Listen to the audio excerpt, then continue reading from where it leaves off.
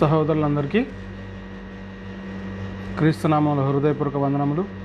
మనందరి ఆత్మలకు తన కన్నతండ్రి అయిన దేవునికి కృతజ్ఞతాస్తుతులు, స్తోత్రములు. సహోదరులారా, మరే ప్రార్థన చేసి స్టార్ట్ చేసుకుందాం. పరిశుద్ధుడైన మా కన్న తండ్రి, మీ ఘనమైన ఉన్నతమైన మహోన్నతమైన నామానికి కృతజ్ఞతాస్తుతులు, స్తోత్రాలు చెల్లించుకుంటున్నాం. అవును తండ్రి, గతించిన వారం నుంచి వారం మట్టుకు మీ కృపలో మమ్మల్ని దాచి కాపాడిన విధానికే మీకే కృతజ్ఞతాస్తుతులు, స్తోత్రాలు. అవును తండ్రి, ఈ దినాన్ని చూడలేక ఎంతోమంది ఉన్నారు నా తండ్రి.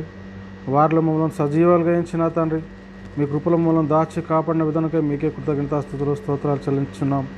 అదేవిధంగా నా తండ్రి, మరి మీ ఆలయంలో కూడుకొని మీ దగ్గర కూడుకొని నా తండ్రి, పరిశుద్ధ గ్రంథంలో నుంచి కొన్ని వాక్యాలు మేము పరిశీలిస్తుండగా మీ ఆత్మజ్ఞానాన్ని అనుగ్రహించండి.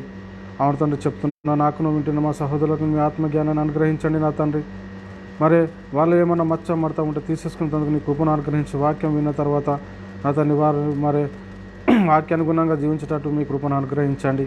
అదేవిధంగా నా తండ్రి, సర్వసత్యం ఎక్కడ చెప్పబడి ఉంటుందో అక్కడ అపవాది ఉంటాడు కాబట్టి అపవాది క్రియను లయపరిచి మీకే ఘనత మహిమ ప్రభావాలు పొందుకోమని ఈ ప్రార్థన మీ ప్రియ కుమారుడు మా ప్రభువును రక్షకుడైన యేసుక్రీస్తు వారి అతి శ్రేష్టమైన పరిశుద్ధమైన ఇచ్చైన నామంలో ప్రార్థన సమర్పించి అడిగి వేడుకుంటాను పరలోకపు మా కన్న తండ్రి, ఆమేన్. సహోదరులందరికీ క్రీస్తు నామంలో వందనములు. మనందరి ఆత్మలకు కన్న తండ్రి అయిన దేవునికి కృతజ్ఞతాస్తుతులు, స్తోత్రములు. సహోదరులారా, ఎలా ఉన్నారు? మీ అనుదిన ప్రార్థన బట్టి నేను కూడా క్షేమము, మరి మీరు కూడా క్షేమంగా ఉండాలని ప్రతిరోజు దేవుణ్ణి ప్రార్థిస్తూ ఉంటున్నాను. అదేవిధంగా సహోదరులారా, మరి మనము ఈరోజు బైబిల్ గ్రంథంలో నుంచి కొన్ని వాక్యాలు పరిశీలన చేసుకుందాం. మనం ఈరోజు నేర్చుకునేటటువంటి పాఠం ఏంటంటే, మరీ సమీపంగా ఉన్న రక్షణ ఏది? ఏంటండి ఈరోజు మన పాఠము, మరీ సమీపంగా ఉన్న రక్షణ ఏది? మరీ సమీపంగా ఉన్న రక్షణ ఏదని మనం ఒకసారి ఆలోచన చేస్తే, పరిశీలన చేస్తే, మరి మనం రక్షణ పొందాము అనే వాళ్ళు ఎంతమంది ఉన్నారు అని అంటే మనం చాలామంది చేతులు ఎత్తుతాం. ఎందుకంటే మేము రక్షణ పొందాము అనేవి రక్షణ కొనసాగుతున్నాం అనేటటువంటి వాళ్ళ గురించి ఇక్కడ చెప్పబడుతున్నట్టు మాట ఏంటంటే, మరీ సమీపంగా ఉన్న రక్షణ ఏది? నేను రక్షణ పొందాను, రక్షణలో కొనసాగుతున్నాను, రక్షణలోనికి ప్రవేశించాను అనే వాళ్ళతోటి పరిశుద్ధాత్ముడు ఒక గంభీర్యమైన మాట మనకు చెప్తున్నట్టుగా మనము చూసుకోగలుగుతున్నాం. అంటే మరీ అంటే ఏం ప్రశ్న వేస్తున్నాడు పరిశుద్ధాత్ముడు? మనకు ఒక గంభీరమైన ప్రశ్న వేస్తున్నాడు. ఏంటంటే, మరీ సమీపంగా ఉన్న రక్షణ ఏది? ఏంటంటే బైబిల్ చెప్తున్నట్టు మాట ఏంటంటే, మరీ సమీపంగా ఉన్న రక్షణ ఏది అంటుండు. చూడండి, రక్షణ పొందాము, రక్షణలో కొనసాగుతున్నాము, రక్షణలో ప్రవేశించాము అనేటటువంటి వాళ్ళ వారి గురించి చెప్తున్నటువంటి మాట, మరీ సమీపం ఉన్న రక్షణ ఏది అంటే ఇది ఎవరి గురించి చెప్తున్నాడు అంటే, విశ్వాసులైన వారి గురించి, మన గురించి చెప్తున్నాడు. కానీ ఇది అన్యుల గురించి కాదు. ఏమంటుండు? మరీ సమీపంగా ఉన్న రక్షణ ఏది అంటుండు. చూస్తే మనం విశ్వాసులు అవుతున్నాము. ఎప్పుడు విశ్వాసులు అవుతున్నాము చెప్పండి? విశ్వాస గృహము అని దేనిని అంటారు? విశ్వాస గృహం దేనిని అని అంటారంటే చెప్పండి. విశ్వాస గృహము అంటే ఏంటి అర్థం చెప్పండి? తెలుసా ఎవరికి విశ్వాస గృహం అంటే అర్థం? విశ్వాస గృహం అంటే చూడండి, సంఘంలో చేర్చబడడం అనేదే విశ్వాస గృహం. విశ్వాస గృహం అంటారు. దేన్ని విశ్వాస గృహం అంటే? సంఘాన్ని సంఘంలో చేర్చబడడాన్ని విశ్వాస గృహము అంటారు. విశ్వాసులు అవటం ఎప్పుడైతారంటే, విశ్వాసులు ఎప్పుడైతారు?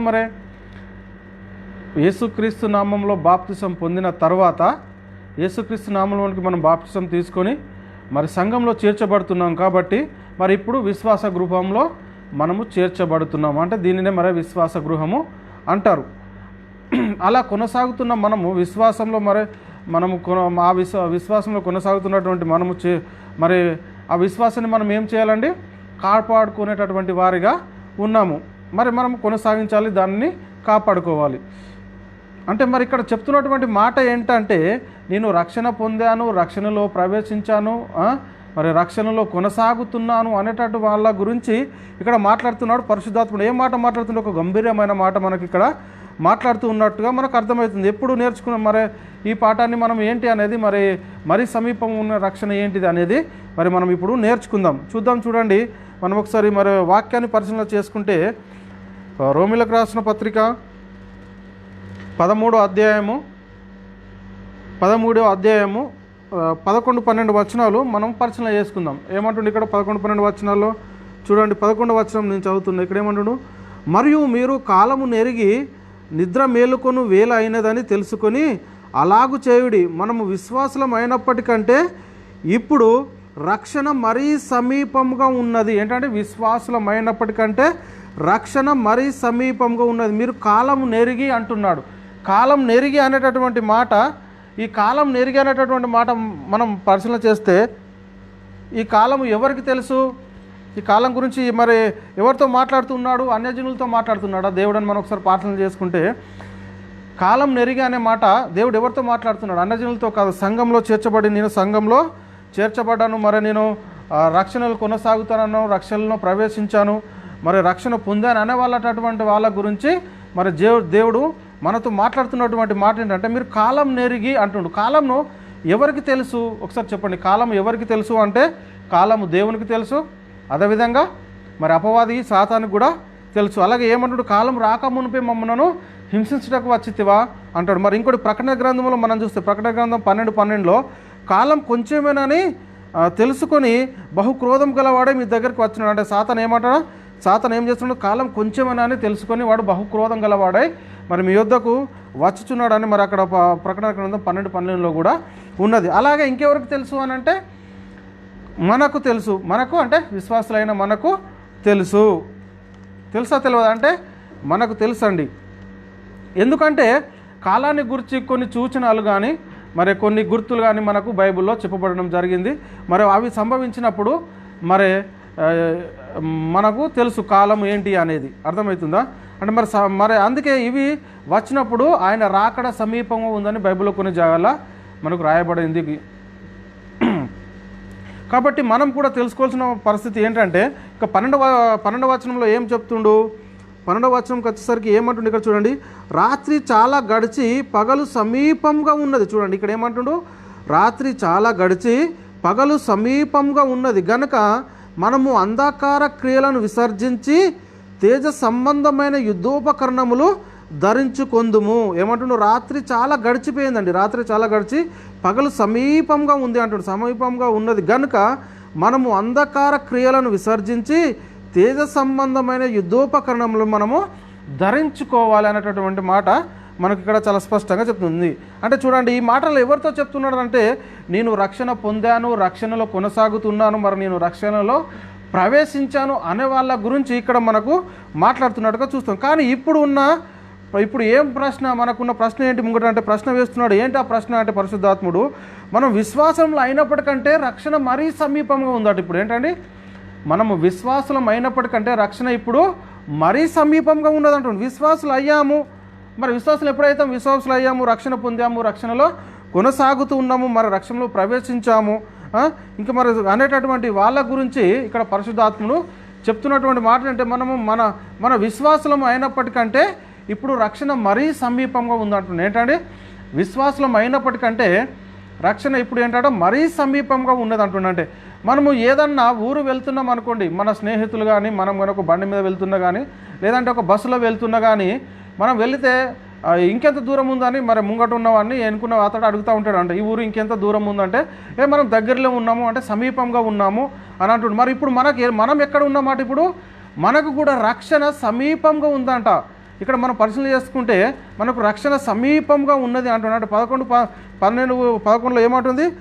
రక్షణ మరీ సమీపంగా ఉన్నది. ఇక్కడ 11లో ఏమంటుంది చూడండి, మళ్ళీ చూస్తే మీరు కాలం ఇక్కడ ఏమంటుండు, మరియు మీరు కాలం నెరిగి నిద్ర మేలుకొని వేళ అయినదాన్ని తెలుసుకొని అలాగూ చేయడి. మనం విశ్వాసం అయినప్పటికంటే ఇప్పుడు రక్షణ మరీ సమీపంగా ఉందంట. విశ్వాసులు అయినప్పటికంటే రక్షణ ఇప్పుడు ఏంటంట మరీ సమీపంగా ఉందంట. రక్షణ సమీపంగా ఉందంటున్నాడు. మరి రక్షణ ఏంటి? మనం పొందుకున్న రక్షణ ఏంటి? మరి ఇప్పుడు పరిశుద్ధాత్మ చెప్తుండ్రు విశ్వాసులు అయినప్పటికంటే ఇప్పుడు రక్షణ మరీ సమీపంగా ఉంది అని అంటున్నాడు. మరి మనం పొందిన రక్షణ ఏంటి? మరి ఇంతవరకు మనం రక్షణ పొందలేమా అంటే మనం రక్షణ పొందాము, రక్షణలో కొనసాగుతున్నాము, మరి రక్షణలో ప్రవేశించాము. అయినా కానీ మరి మనకు పరిశుద్ధాత్మను వేస్తున్నటువంటి ప్రశ్న ఏంటంటే మరీ సమీపంగా ఉన్న రక్షణ అంటుండే. ఇదేంటండి, మనం విశ్వాసంలో అయినప్పటికంటే ఇప్పుడు మరీ సమీపంగా ఉందట రక్షణ. ఏంటి ఆ రక్షణ? ఏంటి ఆ రక్షణ అంటే మనకు బైబిల్ అర్థం అవుతుంది? అసలు బైబిల్లో రాయబడిన మనం అర్థం చేసుకోగలుగుతున్నామా? చూడండి, మనం బైబిల్ పరిశుద్ధ గ్రంథాన్ని మనము ఏం అర్థం చేసుకున్నాం? పరిశుద్ధ గ్రంథం అంటే ఏంటంటే జీవం కలిగినదండి. పరిశుద్ధ గ్రంథం అంటే జీవం కలిగినదే మరి జీవింపజేస్తుంది. ఏంటంటే జీవవాక్యం ఎందులో ఉందంటే మరి పరిశుద్ధ గ్రంథంలో ఉంది. ఆ జీవం కలిగినదే మనల్ని జీవింపజేస్తుంది. జీవం కలిగినది ఏం చేస్తుంది? జీవింపజేస్తుంది. అందుకే జీవవాక్యంను మన గురించి రాయబడినటువంటి మాట ఏంటంటే జీవవాక్యంను చేత పట్టుకొని లోకంలో మీరు జ్యోతుల వలె ప్రకాశించుచున్నారు అంటుండే. ఏంటంటే జీవవాక్యంను ఏమంటుండే? జీవవాక్యంను చేత పట్టుకొని మీరు జ్యోతుల వలె మరి లోకంలో ప్రవేశించుతున్నారు అన్నటువంటి మాట కూడా మనం చూసుకోగలుగుతున్నాం. చూడండి, ఇంకా ఆలోచన చేయాలి. రక్షణ పొందిన రక్షణ ఏంటి? మరి మనం సమీపంగా ఉన్న రక్షణ అంటున్నాడు, మరి మనం పొందిన రక్షణ ఏంటి? ఇది మనకు అర్థం కావాలి. సమీపంగా ఉన్న రక్షణ ఏంటి? మరి మనం పొందుకున్న రక్షణ ఏంటి? ఇంతకుముందు రక్షణ పొందలేమా అంటే మనం రక్షణ పొందాము. మరి ఆ రక్షణ పొందిన వాళ్ళతో చెప్తున్నటువంటి మాట ఏంటంటే మరీ సమీపంగా ఉన్న రక్షణ ఏంటి? మరి ఎలా అర్థం చేసుకోవాలి దీన్ని? బైబిల్ ఏం చెప్తుంది? మనం బైబిల్ మరి చదువుతున్నాం, ఎలా చదువుతున్నాం? మరి బైబిల్ను పరిశీలన చేస్తున్నామా? మరి బైబిల్ను పరిశీలనగా చదువుతున్నాం అనేది ఒకసారి మనల్ని మనమే పరిశీలన చేసుకుందామా? మరి ఒకసారి ఆలోచన చేయాలి. ఇంకొక మాట ఏమంటుంది తెలుసా? కడవరి కాలంలో బయలుపరచుటకు సిద్ధంగా ఉన్న రక్షణ అంటుండు. ఇప్పుడేమో సమీపంగా ఉన్న రక్షణ అంటున్నాడు. మరి ఇంకొక మాటలేమో కడవరి కాలంలో బయలుపరచుటకు సిద్ధంగా ఉన్న రక్షణ. ఏంటండి? కడవరి కాలంలో బయలుపరచుటకు సిద్ధంగా ఉన్న రక్షణ అట. అయితే మనం పొందుకున్న రక్షణ ఏంటి? మరి బయలుపరచుటకు సిద్ధంగా ఉన్న రక్షణ ఏంటి? మరి కడవరి కాలంలో బయలుపరచుటకు సిద్ధంగా ఉన్న రక్షణ ఏంటి ఇది? మరి చూడండి, మరీ సమీపంగా ఉన్న రక్షణ, కడవరి కాలంలో బయలుపరచుటకు ఉన్న రక్షణ, ఈ రక్షణ ఏంటి? మరి మనం పొందిన రక్షణ ఏంటి? మనం ఒకసారి గ్రహించగలుగుతున్నామా బైబిల్ను? అయితే నువ్వు పొందిన రక్షణ ఏంటని మనం ఒకసారి పరిశీలన చేసుకుంటే మరి 1 పేతురు ఇక్కడ చెప్తున్నటువంటి మన కడవరి కాలంలో 1 పేతురు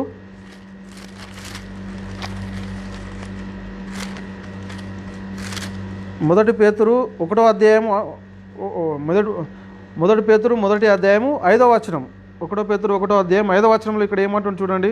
కడవరి కాలమందు బయలుపరచుటకు సిద్ధముగా ఉన్న రక్షణ మీకు కలుగునట్లు విశ్వాసం ద్వారా దేవుని శక్తి చేత కాపాడుబడు మీ కొరకు ఆ స్వాస్థ్యము పరలోకమందు భద్రం చేయబడి ఉన్నది. ఇక్కడ ఏమంటాడు? కడవరి కాలమందు బయలుపరచుటకు సిద్ధంగా ఉన్న రక్షణ, మరీ సమీపంగా ఉన్న రక్షణ అంటున్నాడు.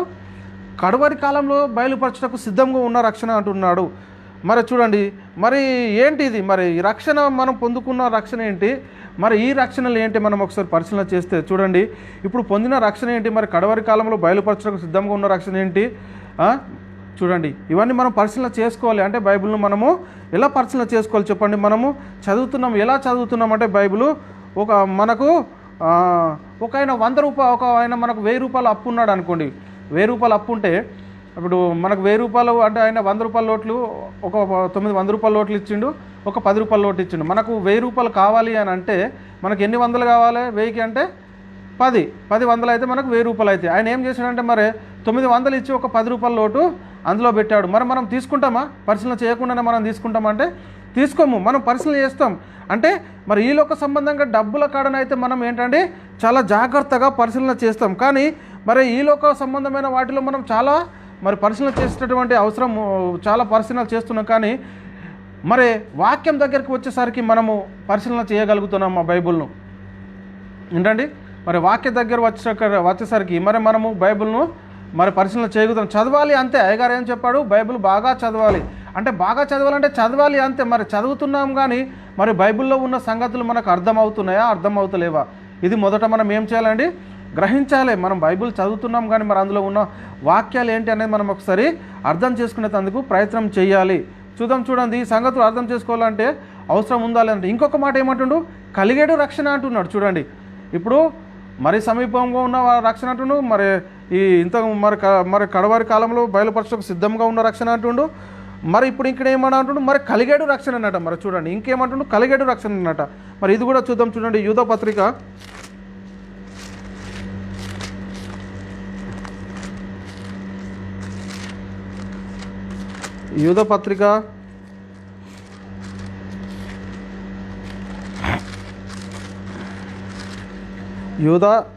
3వ వచనం. యూదా పత్రికలో మనం పరిశీలన చేసుకుంటే 3వ వచనం.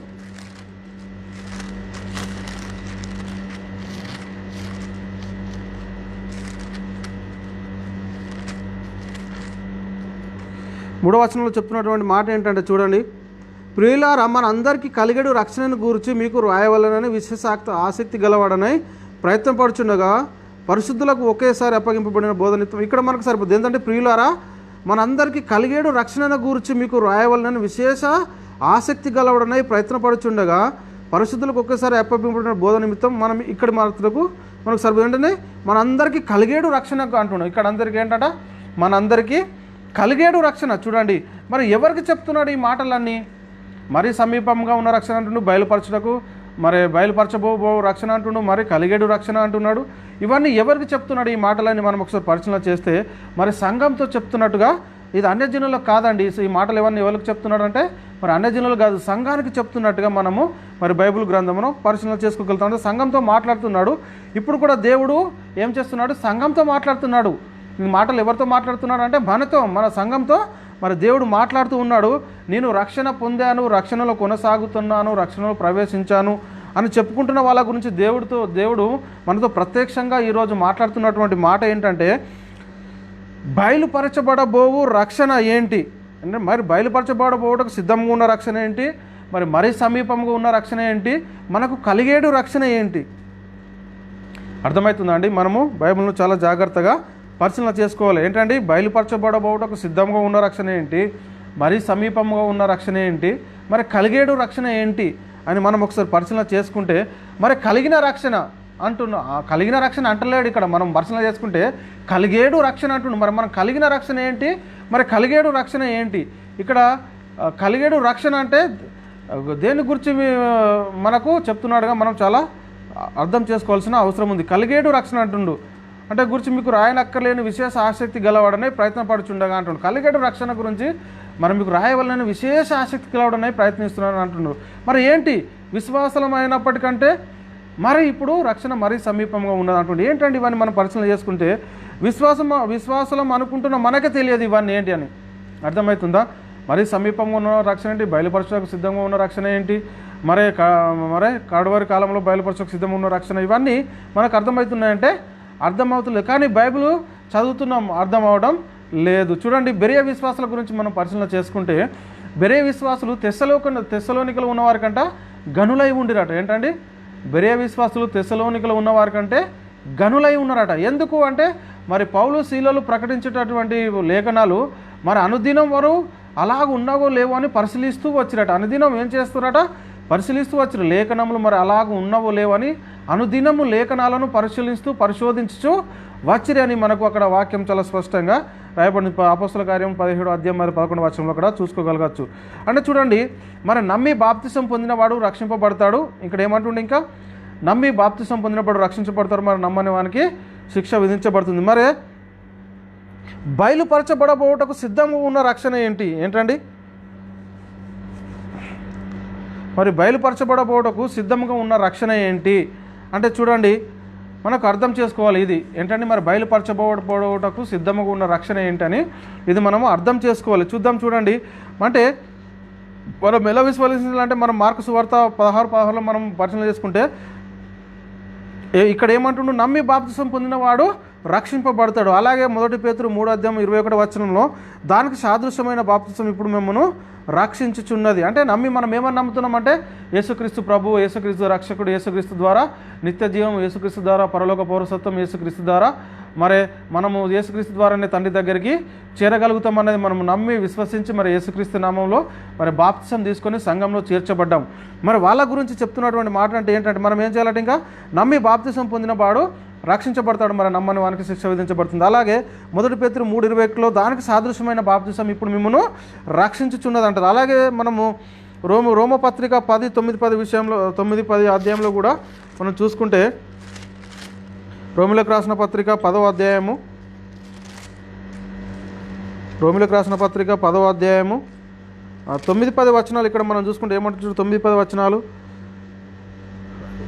అదేమైనా యేసు ప్రభు అని నీ నోటితో ఒప్పుకొని దేవుడు మృతులలో నుండి ఆయన లేపినని నీ హృదయమందు విశ్వసించిన ఎడల, ఇక్కడ ఏమని చెప్తుండు? అదేమనగా యేసు ప్రభు అని నీ నోటితో ఒప్పుకొని దేవుడు మృతులలో నుండి ఆయనను లేపినని నీ హృదయమందు విశ్వసించిన ఎడల నువ్వు రక్షించబడతావు. ఏలయనగా నీతి కలుగునట్లు మనుషుడు హృదయంలో విశ్వసించును, రక్షణ కలుగునట్లు నోటితో ఒప్పుకొనును. ఇదండి, అర్థమవుతుందా? అంటే మనం యేసుక్రీస్తు ప్రభు అని ఒప్పుకొని మనం ఇక్కడ ఏం చేస్తున్నాం? ఇక్కడ ఏం చేయమంటుడు? మరి అదేమన్నా యేసు ప్రభు అని నీ నోటితో ఒప్పుకొని ఒప్పుకోవాలని హృదయమందు విశ్వసించిన యెడల నువ్వు రక్షించబడతావు అని మన వాక్యం చాలా స్పష్టంగా ఇక్కడ మనకు చెప్తుంది. అదేవిధంగా మన నోటితో ఒప్పుకోవాలి, మరి ఆ తర్వాత ఆయన అందు విశ్వాసము ఉంచువాడేవాడో సిగ్గుపడలేక లేఖనం చెప్తున్నటువంటి మాటలు కూడా మనం ఇక్కడ చూసుకోగలుగుతున్నాం. చాలా మనకు దేవుడు మృతుల నుండి ఆయనను ఎలాగ లేపినని నీ హృదయమందు మనం ఏం చేయాలంట, విశ్వసించిన యెడల, అంటే యేసుక్రీస్తుని మృతుల నుండి లేపిన దేవుడు మనల్ని కూడా మృతుల నుండి లేపుతాడని విశ్వసించి మరి ఆయన నామంలో బాప్తిసం పొందితే మనము రక్షించబడతామనే వాక్యం చాలా స్పష్టంగా చెలివిస్తుంది. అదేవిధంగా రోమిలోకి రాసిన పత్రిక 8వ అధ్యాయము ఇక్కడ మనం చూసుకుంటే 24వ వచనంలో ఏమంటున్నాడు, ఏలయనగా మనము నిరీక్షణ కలిగిన వారమై రక్షించబడితిమి, నిరీక్షించబడుచున్నది కనబడున్నప్పుడు మన నిరీక్షతో పని ఏమి ఉండదు అని ఇక్కడ మనకంటే నిరీక్షించబడుటకు మనం నిరీక్షణ కలిగి ఉన్నామన్నటువంటి మాట చాలా స్పష్టంగా మనకి ఇక్కడ అర్థమవుతున్నది. ఇంకా చూసుకుంటే ఇంకా 2 తిమోతి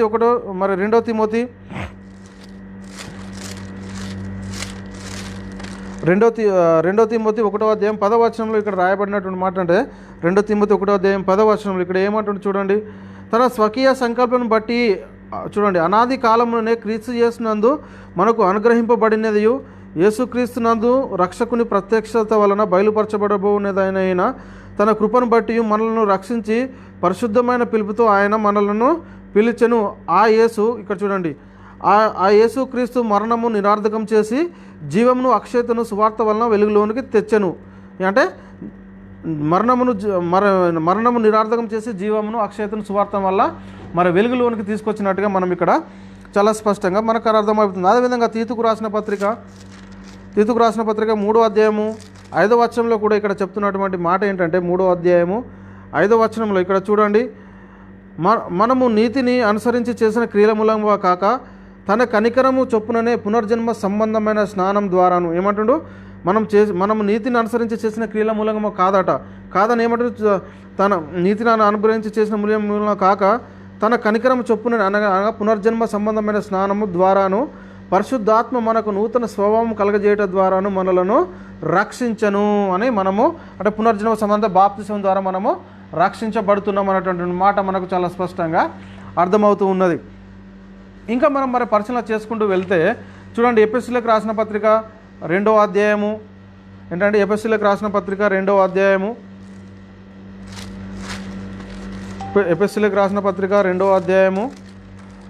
ఇక్కడ 5వ వచనము 8వ వచనంలో చెప్తున్నటువంటి మాట ఏంటంటే 5వ వచనం చదువుతున్నా. ఫస్ట్ 5వ వచనంలో ఏమంటుంది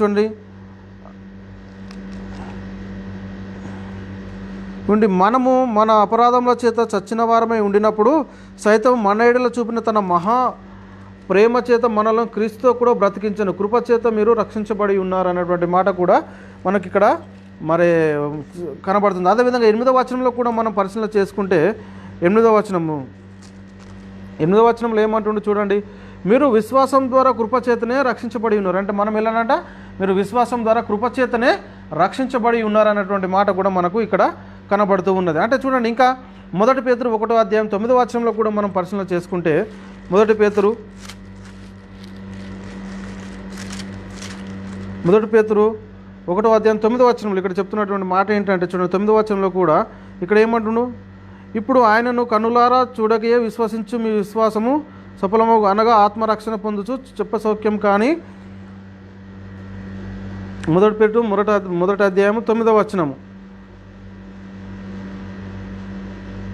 ఇక్కడ ఏమన్నా మీరు ఆయన చూడలేకపోయినా మీరు ఆయనను ప్రేమించుతున్నారు, ఇప్పుడు ఆయనను కన్నులారా చూడకే విశ్వసించు మీ విశ్వాసమునకు ఫలమును అనగా ఆత్మరక్షణ పొందుచు చెప్ప సౌఖ్యం కానీ మహిమయుక్తంగా సంతోషం గలవారై ఆనందించుచున్నారు అనేటటువంటి మాటలు కూడా మనం చూసుకున్నాం. అంటే నమ్మి బాప్తిసం పొందువాడు ఏం చేస్తాడంటే రక్షించబడతాడు అనేటటువంటి వచనాలు అన్నీ మనం ఇప్పుడు చాలా క్లారిటీగా చూసుకున్నాం. అంటే మనం రక్షణ పొందాము అనేసి బైబిల్ చెప్తూ ఉన్నది. అంటే మరి రక్షణ పొందిన వాళ్ళ గురించి మరి బయలుపరచబడబోటకు సిద్ధంగా ఉన్న రక్షణ ఏంటి, మరి ఇదేంటి, ఇవన్నీ చూసాం. మనం రక్షణ పొందాం, యేసుక్రీస్తును నమ్మి విశ్వసించి యేసుక్రీస్తును మరి నమ్మి మన సొంత రక్షకునిగా అంగీకరించి మరి యేసుక్రీస్తులో బాప్తిసం తీసుకొని రక్షణ పొందిన తర్వాత కూడా మరి ఇప్పుడు మరి పరిశుద్ధాత్మను మనతో చెప్తున్నటువంటి మాట ఏంటంటే మనకి వేస్తున్నటువంటి ప్రశ్న, మరీ సమీపంగా ఉన్న రక్షణ ఏంటి, బయలుపరచబడబోటకు మరీ సమీపంగా ఉన్న రక్షణ ఏంటి, మనందరికీ కలిగేడు రక్షణ ఏంటి, ఏంటంటే మరి మరీ సమీపంగా ఉన్న రక్షణ ఏంటి, మనందరికీ కలిగేడు రక్షణ ఏంటి, దీని గురించి మనం తెలుసుకోవాల్సిన అవసరము చాలా ఉంది. రక్షణ పొందాం కదా, మరి బాప్తిసం తీసుకున్నాం కదా, మరి దేని నుండి మనము రక్షణ పొందాము అని ఒకసారి మనం పరిశీలన చేసుకున్నాం. అంటే దేని నుండి రక్షణ పొందాము అంటే రక్షణ అంటే ఏంటి, అసలు రక్షణ అంటే ఏంటి? రక్షణ పొందాము అంటున్నాం కదా, అసలు రక్షణ పొందడం అంటే ఏమిటి? ఇది మనకు ఫస్ట్ చాలా అర్థం కావాలి. రక్షణ పొందాము అన్నట్టు అనుకుంటున్నాం కదా, మరి రక్షణ పొందాము అంటే రక్షణ పొందడం అంటే ఏమిటి అసలు? అంటే ఉగ్రత నుండి తప్పించబడడం అండి. నరకంలో నుండి, ఆ నిత్య నరకాగ్ని నుండి తప్పించబడమే మరి రక్షణ పొందడం. ఏంటండి? ఉగ్రత నుండి, ఆ నరకం నుండి, నిత్య నరకాగ్ని నుండి మనము రక్షణ పొందామండి. అంటే ఎలాగంటే మరి యేసుక్రీస్తు మీద మరణానికి ఎలాగైతే అధికారం లేదో, మరి యేసుక్రీస్తులోనికి బాప్తిసం పొందిన మనం అందరము మరి ఆయన మరణంలోనికి బాప్తిసం పొందినాం కాబట్టి మరి యేసుక్రీస్తుకు ఎలాగైతే యేసుక్రీస్తు మీద మరణంకి ఎలాగైతే అధికారం లేదో, మరి యేసుక్రీస్తులో బాప్తిసం తీసుకుంటే మనకు కూడా మరణం మీద అధికారం లేదు. కనుకనే మనం ఏంటంటే ఆ ఉగ్రత నుండి తప్పించబడి, ఆ నరకవాగ్ని నుండి మనము తప్పించబడి ఉన్నాము. అయితే దేవుడు మన ఎడల తన కృపను వెల్లడిపరిచి ఉన్నాడు. ఏంటండి? దేవుడు ఏం చేశాడంటే మన ఎడల తన కృపను వెల్లడిపరచాడు. ఎట్లనగా మనం ఇంకా పాపలమై ఉండగానే, ఏమని చూడండి, మనం ఇంకా పాపలమై ఉండగానే క్రీస్తు మన పాపల కోసం చనిపోయాడండి. చనిపోయి ఆయన రక్తము మూలన మనం ఇప్పుడు నీతిమంతులుగా తీర్చబడుతున్నాం. ఏంటండి? మనం ఇంకా పాపలమై ఉండగానే మన యేసుక్రీస్తు వారు మన పాపల నిమిత్తం చనిపోయాడు కాబట్టి మనము ఆయన రక్తం వలన మనం ఇప్పుడు నీతిమంతులుగా తీర్చబడుచున్నాము. కాబట్టి మరి నిశ్చయమైన నిశ్చయంగా ఆయన ద్వారా మనము ఉగ్రత నుండి రక్షించబడుచున్నాం అనేటటువంటి మాట కూడా మనము చూసుకోగలుగుతాం. అంటే రక్షణ పొందాము అంటే అర్థం ఏంటి అంటే తెలియని వాళ్ళు చాలామంది కూడా ఉన్నారు. రక్షణ పొందాము అంటున్నారు, కానీ రక్షణ పొందడం అంటే అర్థం ఏంటి? ఆ ఉగ్రత నుండి తప్పించబడడం, నిత్య నరకాగ్ని నుండి తప్పించబడము అనేదే మరి రక్షణ పొందడం అనేది. చూడండి, ఇంకా మనం చనిపోతే ఆ నిత్య నరకాగ్నికి వెళ్ళేటటువంటి పరిస్థితి నుంచి మరి దేవుడు మరి క్రీస్తును పంపించి మరి క్రీస్తు ద్వారా మనల్ని రక్షించినట్టుగా మనము బైబిల్ గ్రంథంలో చూసుకోగలుగుతున్నాం. చూడండి, మనము వచనం పరిశీలన చేసుకుంటే రోమిలకు రాసిన పత్రిక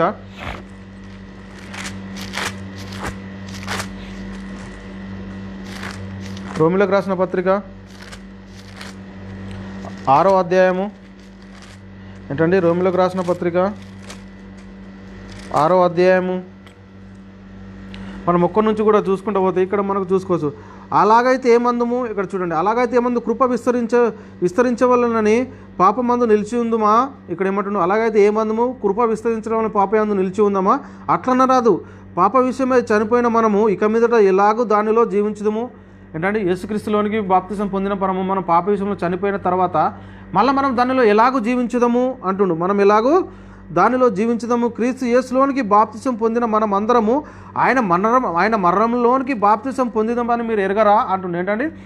యేసుక్రీస్తులోనికి బాప్తిసం పొందిన మనం అందరం ఆయన మరణంలోనికి బాప్తిసం పొందితామని మీరు ఎరగరా? కాబట్టి తండ్రి మహిమ వలన క్రీస్తు మృతుల నుండి ఎలాగూ లేపబడెనో, ఏమంటండి? తండ్రి మహిమ వలన క్రీస్తు మృతుల నుండి మరి ఎలాగూ లేపబడెనో అలాగే మనము నూతన జీవం పొందిన వారమై నడుచుకున్నట్లు మనము బాప్తిసం వలన మరణంలో పాలు పొందుటకై ఆయనతో కూడా పాతిపెట్టబడితిమి. ఏంటండి? చూసిన అర్థమవుతుందా? ఇదన్నమాట. ఏంటంటే తండ్రి మహిమ వలన మరి యేసుక్రీస్తు మృతుల నుండి ఎలాగూ లేపబడ్డాడో అలాగే మనం ఏంటంటే నూతన జీవం పొందిన వారమే నడుచుకున్నట్లు మనము బాప్తిసం వలన మరణంలో పాలు పొందుటకై ఆయనతో కూడా పాతిపెట్టబడితిమి.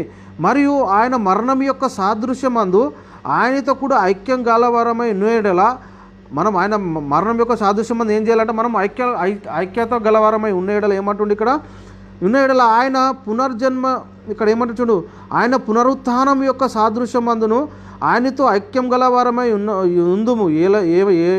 ఏమనగా మనం ఇంకను పాపలమై ఉండగా చూడండి మనం ఇంకా పాపములకు దాసులమై ఉండుట.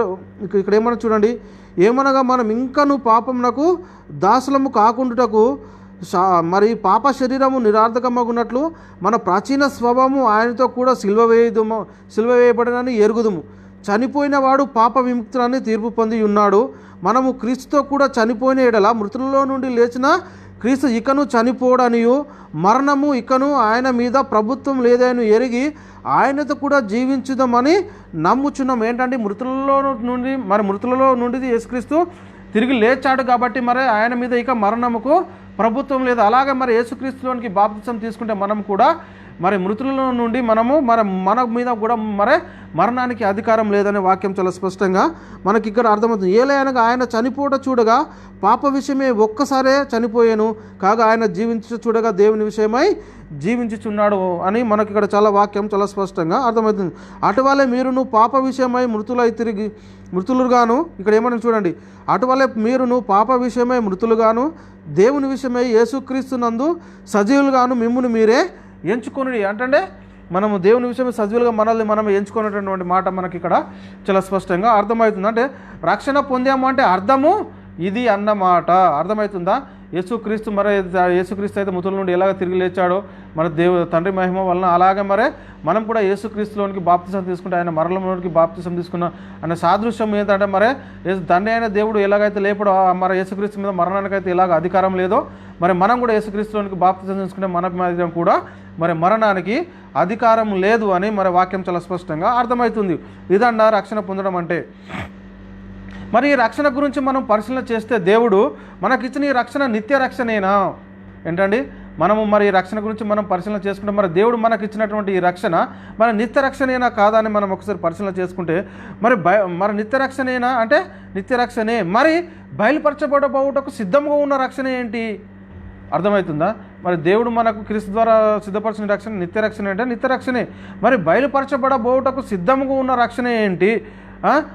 చూడండి, కడవరి కాలంలో బయలుపరచబడటకు సిద్ధంగా ఉన్న రక్షణ ఏంటి అంటే ఈ బయలుపరచబడు రక్షణ పొందుకునేంత వరకు ఉండాలా లేదా మనం పోగొట్టుకునే పరిస్థితిలో ఉన్నామా ఏంటంటే ఇది పరిశీలన చేసుకోవాలంటే బయలుపరచబడేటటువంటి ఈ రక్షణ మనం పొందుకునే వారిగా ఉన్నామా పోగొట్టుకునే వారిగా ఉన్నాం అని ఒకసారి మనమే పరిశీలన చేసుకోవాలి. చూడండి, దేవుడు మనకు అనుగ్రహించిన రక్షణ నిత్య రక్షణేనా కదా అంటే చాలామంది నాకు దేవుడు నిత్య రక్షణ అనుగ్రహించాడండి, నేను నిత్య రక్షణ పొందుకున్నాను అని వాళ్ళు ఇష్టం వచ్చినట్లు జీవించేటటువంటి పరిస్థితి ఉంటుంది. కానీ ఇక్కడ చెప్తున్నటువంటి మాట ఏంటంటే జీవిస్తున్నారు ఎందుకంటే బైబిల్లో రాయబడ్డది కాబట్టి మనం పొందుకున్నది నిత్య రక్షణ. ఒక వచనం తీసుకుంటారు, ఆ వచనం తీసుకుని బైబిల్లో రాయబడ్డది కదా దేవుడు మనకు నిత్య రక్షణ ఇచ్చాడు కదా, ఇక మనం ఏమి చేసినా కానీ పర్వాలేదు అనేటటువంటి వాళ్ళు చాలామంది ఏం చేస్తున్నారంటే ఆ రక్షణ పొందుకున్న తర్వాత వాళ్ళు ఇష్టం వచ్చినట్టు జీవించేటటువంటి వారుగా ఉన్నారు. అంటే మనము ఇక్కడ దీనిని బట్టే ఒక వచనం బట్టి దీన్ని బట్టి ఫాలో అవుతున్నారు. మిగతా వచనాలు వాళ్ళకు అవసరం లేకుండా ఒక్క వచనాన్ని బట్టే వీళ్ళు ఫాలో అవుతున్నట్టుగా మనం చూసుకోగలుగుతున్నాం. అంటే బైబిల్లో ఇలా జీవించాలి అలా చూడండి, మనం పరిశీలన చేసుకుంటే మిగతా బైబిల్లో రాయబడినమాట ఎలా జీవించాలి అని వాళ్ళకు తెలియడం లేదు. ఒక వచనాన్ని చూసుకొని వాళ్ళు పరిశీలన చేస్తున్నారు కానీ ఇంకా బైబిల్లో ఏం రాయబడింది, మనం ఇంకా ఎలా జీవించాలని వాళ్ళు తెలుసుకున్నటువంటి వారిగా ఉన్నారు. అందుకే ఇక్కడ ఏమంటుంది చూడండి, దేవుడు మనకు అనుగ్రహించినది ఇది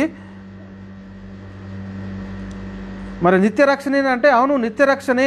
దేవుడు మనకు అనుగ్రహించేది నిత్య రక్షణేనా అంటే ఇది నిత్య రక్షణే. చూడండి, ఒక దగ్గర రాయబడి ఉందండి దేవుడు మనకి అనుగ్రహించినది నిత్య రక్షణ అంటే దాన్ని పట్టుకొని మన ఇష్టం వచ్చినట్టు చేద్దామంటే నడవదండి. నిత్య రక్షణ పొందుకున్న తర్వాత నువ్వేం చేయాలి? మనం ఒక డ్యూటీలో జాయిన్ అవుతున్నాం అనుకోండి, డ్యూటీలో జాయిన్ అవుతున్నాం అంటే మనకు పంచుకొట్టే టైము ఉంటుందా అంటే ఉంటుంది, గేటు బంద్ చేసే టైం ఉంటుందా అంటే ఉంటుందండి.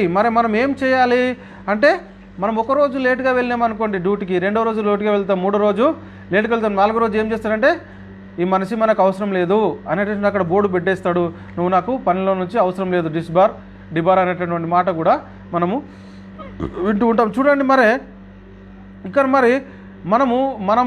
మనం ఎక్కడి నుంచి ఒక లోకం నుంచి ఒక లోకానికి వెళుతున్నాం ఏంటండి, మనం ఒక లోకం నుంచి ఒక లోకంకి వెళుతున్నాం, మరొక పౌరస్థితి నుండి మనం ఇంకొక పౌరస్థితికి వెళుతున్నాం. కాబట్టి మనం ఎలా పరిశీలన చేయాలి, వాక్యాన్ని మనము ఎలా అర్థం చేసుకోవాలి, పరిశుద్ధాత్మ ద్వారా రాయబడిన ఈ వాక్యాలు మనం ఎలా అర్థం చేసుకోవాలి. నువ్వు రక్షణ పొందావనేటువంటి రక్షణ పొందుకున్నాము, నేను రక్షణ కొనసాగుతున్నాను, నేను రక్షణలో ప్రవేశించాను అనేటటువంటి వాళ్ళ గురించి పరిశుద్ధాత్ముడు ఏమంటుండు, బయలుపరచబడుటకు సిద్ధంగా ఉన్న రక్షణ అంటుండు, మరీ సమీపంగా ఉన్న రక్షణ అంటుండు, కలిగేడు రక్షణ అంటుండు. ఇవన్నీ ఏంటి అని మనం ఒకసారి పరిశీలన చేస్తున్నామా లేదా అనేది ఒకసారి మనల్ని మనమే పరిశీలన చేసుకోవాలి. ఇక చూడండి, హెబ్రీలకు రాసిన పత్రికలో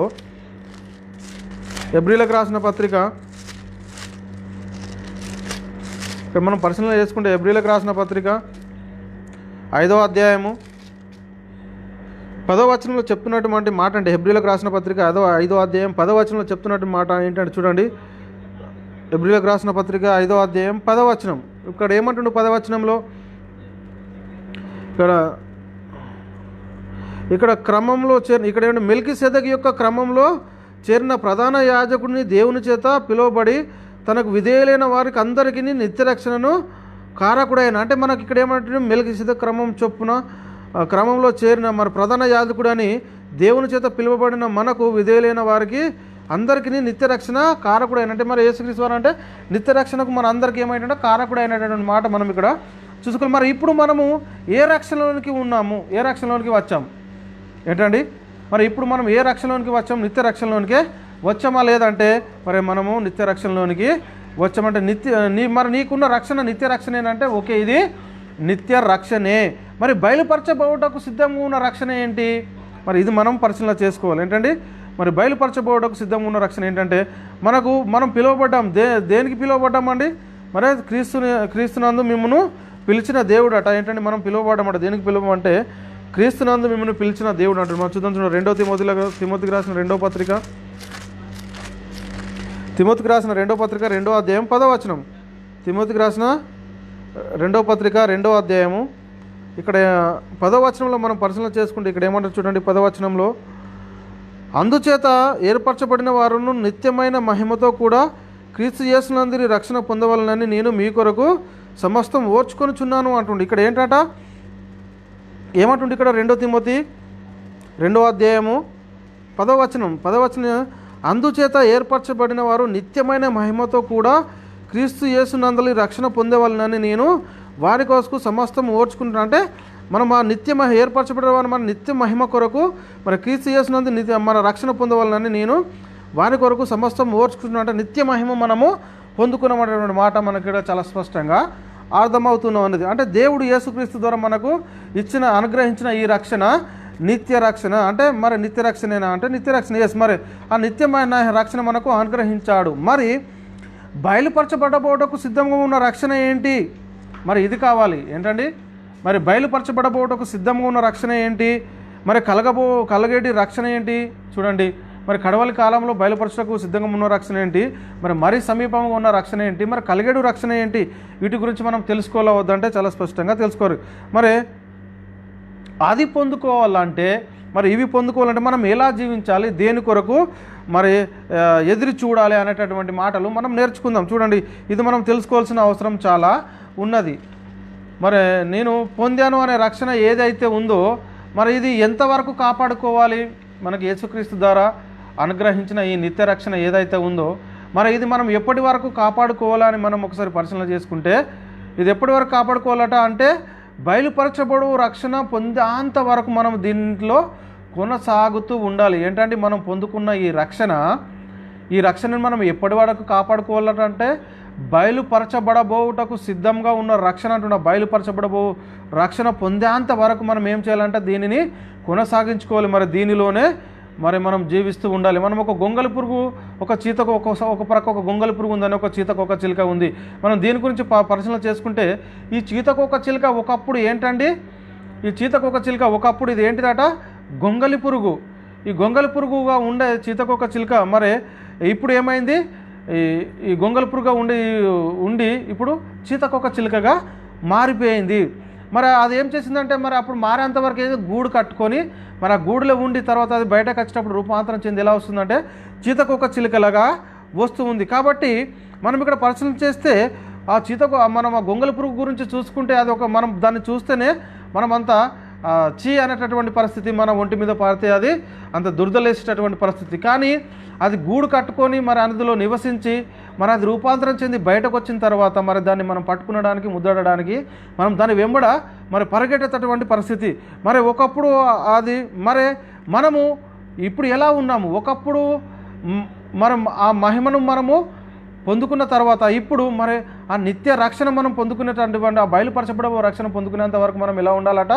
మరి జాగ్రత్తతో భయంతో వణుకుతో మరి దానిలో మనము కొనసాగుతూ ఉండాలి. అంత చూస్తే ఒకప్పుడు చీయాన్న మనము మరి ఆ గొంగలి పురుగు అప్పుడు చీతకొక చిలుకగా మారిన తర్వాత మరి అది ఏమైపోతుందండి? మనం మరి దాన్ని పట్టుకోవడానికి బయలుదేరుతాం. అంటే మరి అది చీతకొక ఈ గొంగలి పురుగుగానే చనిపోతే ఏంటండి? ఇది గూడు కట్టుకొని జీవించేంత కాలం పట్టుకు మరి అది కాపాడుకొని అది గూడు కట్టుకొని అందులో నివసించితేనే మరి అది చీతకొక చిలుకలాగా మరి బయటకు వస్తుంది. అలాగే మరి గొంగలి పురుగుగానే చనిపోతే మరి చీతకొక చిలుకగా మారే అవకాశం ఉందంటారా? నో. అంటే చీతకొక చిలుకలుగా మారేటటువంటి అవకాశమే లేదండి. ఉన్నదా? లేదు. అంటే అది దాన్ని ఏం చేయాలంటే అది గూడు కట్టుకునేంత వరకు దాన్ని కాపాడుకోవాలి. కాపాడుకుంటేనే అది ఏమవుతుందంటే మరి చీతకొక చిలుకలాగా మరి బయటకు వచ్చేటటువంటి పరిస్థితి ఉంటుంది. అలాగే మన విషయంలో చెప్తున్నటువంటి మరి మనము ఇప్పుడు ఉన్న పరిస్థితుల్లో రక్షణ పొందాను, రక్షణలోనికి వచ్చాను, రక్షణలో కొనసాగుతున్నాను, మరి నేను రక్షణలో కొనసాగుతున్నానంటే వరకు మరి ఈ రక్షణ మనం ఎంతవరకు కాపాడుకోవాలంట? ఈ రక్షణ మనం ఎంతవరకు కాపాడుకోవాలంటే అంతం వరకు కాపాడుకోవాలి. మరి ఏ అంతం వరకు కొనసాగించాలి? అంతం వరకు మనం దీన్ని కాపాడుకోవాలి అంటుండు. మరి అంతం వరకు అంటే ఏ అంతం వరకు అంటే మన అంతం ముందొస్తే మన అంతము, మరి యుగాంతం లోకాంతం ముందొస్తే లోకాంతం వరకు మనం ఏం చేయాలంటే మరి కలిగేడు రక్షణ కోసం మనము ఆ బయలుపరచబడే సిద్ధంగా ఉన్న రక్షణ కోసం మరీ సమీపంగా ఉన్న రక్షణ కోసం మనము కనిపెట్టుకుంటూ ఉండాలి. చూడండి ఫిలిప్పీలకు రాసిన పత్రిక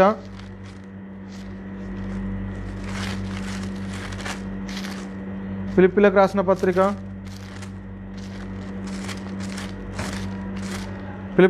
పత్రిక 2వ అధ్యాయము 12వ వచనం. ఫిలిప్పీలకు రాసిన పత్రిక 2వ అధ్యాయం 12వ వచనంలో రాయబడినటువంటి మాట ఏంటంటే చూడండి, ఎందుకనగా మీరు ఇచ్చయించుటకును, చూడండి ఇక్కడ ఫిలిప్పీలకు రాసిన పత్రిక 2వ అధ్యాయము 12వ వచనం.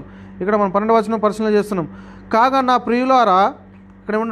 ప్రియులారా మీరు ఎల్లప్పుడూ విధేయులై ఉన్న ప్రకారము నా ఎదుట ఉన్నప్పుడు మాత్రమే కాక మరి ఎక్కువ నేను మీతో లేని కాలమునందు భయంతోనూ వణుకుతోనూ మీ సొంత రక్షణను కాపాడుకోండి. ఏంటంటే మనం ఏం చేయాలట? మనం పొందుకున్న రక్షణను మరి భయముతోనూ వణుకుతోనూ మరి మనము దీనిని కాపాడుకోవాలి. ఎంతవరకు కాపాడుకోవాలంటే మరి సమీపంగా ఉన్న రక్షణ పొందిన వరకు, బయలుపరచబడబోటకు సిద్ధంగా ఉన్న రక్షణ పొందుకునేంత వరకు మనం ఏం చేయాలంటే మన ఈ పొందిన రక్షణను భయముతోనూ వణుకుతోనూ మనము కొనసాగించుకునేటటువంటి వారిగా ఉన్నాము. అంటే ఈ రక్షణ దేవుడు ఎవరికి ఇచ్చాడు అంటే నాకు ఇచ్చాడు. మరి ఈ రక్షణ ఎవరిది? వారి ఈ రక్షణ ఏంటంటే సొంత రక్షణ అండి. ఈ సొంత రక్షణ ఏంటంటే చూడండి, ఇద్దరు భార్యభర్తలు ఉన్నారు. మరి భర్త రక్షణ పొందాడు, మరి భార్య రక్షణ పొందలేరు. భర్త మరి రక్షణ పొంది మన సంఘానికి వెళ్తున్నాడు, సహవాసం కలిగి ఉన్నాడు వాక్యంలో, మరి వాక్యం చదువుతూ వాక్యాన్ని మరి సమృద్ధిగా హృదయంలో నివసించుకుంటున్నాడు. మరి ఇప్పుడు రక్షణ ఎవరిది అనంటే ఆ భర్తది ఒక్కది. ఆయన రక్షణ పొందాడు, ఆయన రక్షణలో కొనసాగుతున్నాడు కాబట్టి మరి రక్షణలో ఎదుగుతున్నాడు, రక్షణ కాపాడుకుంటున్నాడు కాబట్టి ఆ రక్షణ ఎవరిది అంటే ఆ రక్షణ ఆ భర్తది, ఆ ఇంటిలో ఉన్న మరి భార్యది కాదు, కుమారులది కాదు. అర్థమవుతుందా అండి? ఈ రక్షణ అనేది సొంత రక్షణ, ఎవరిది వారే.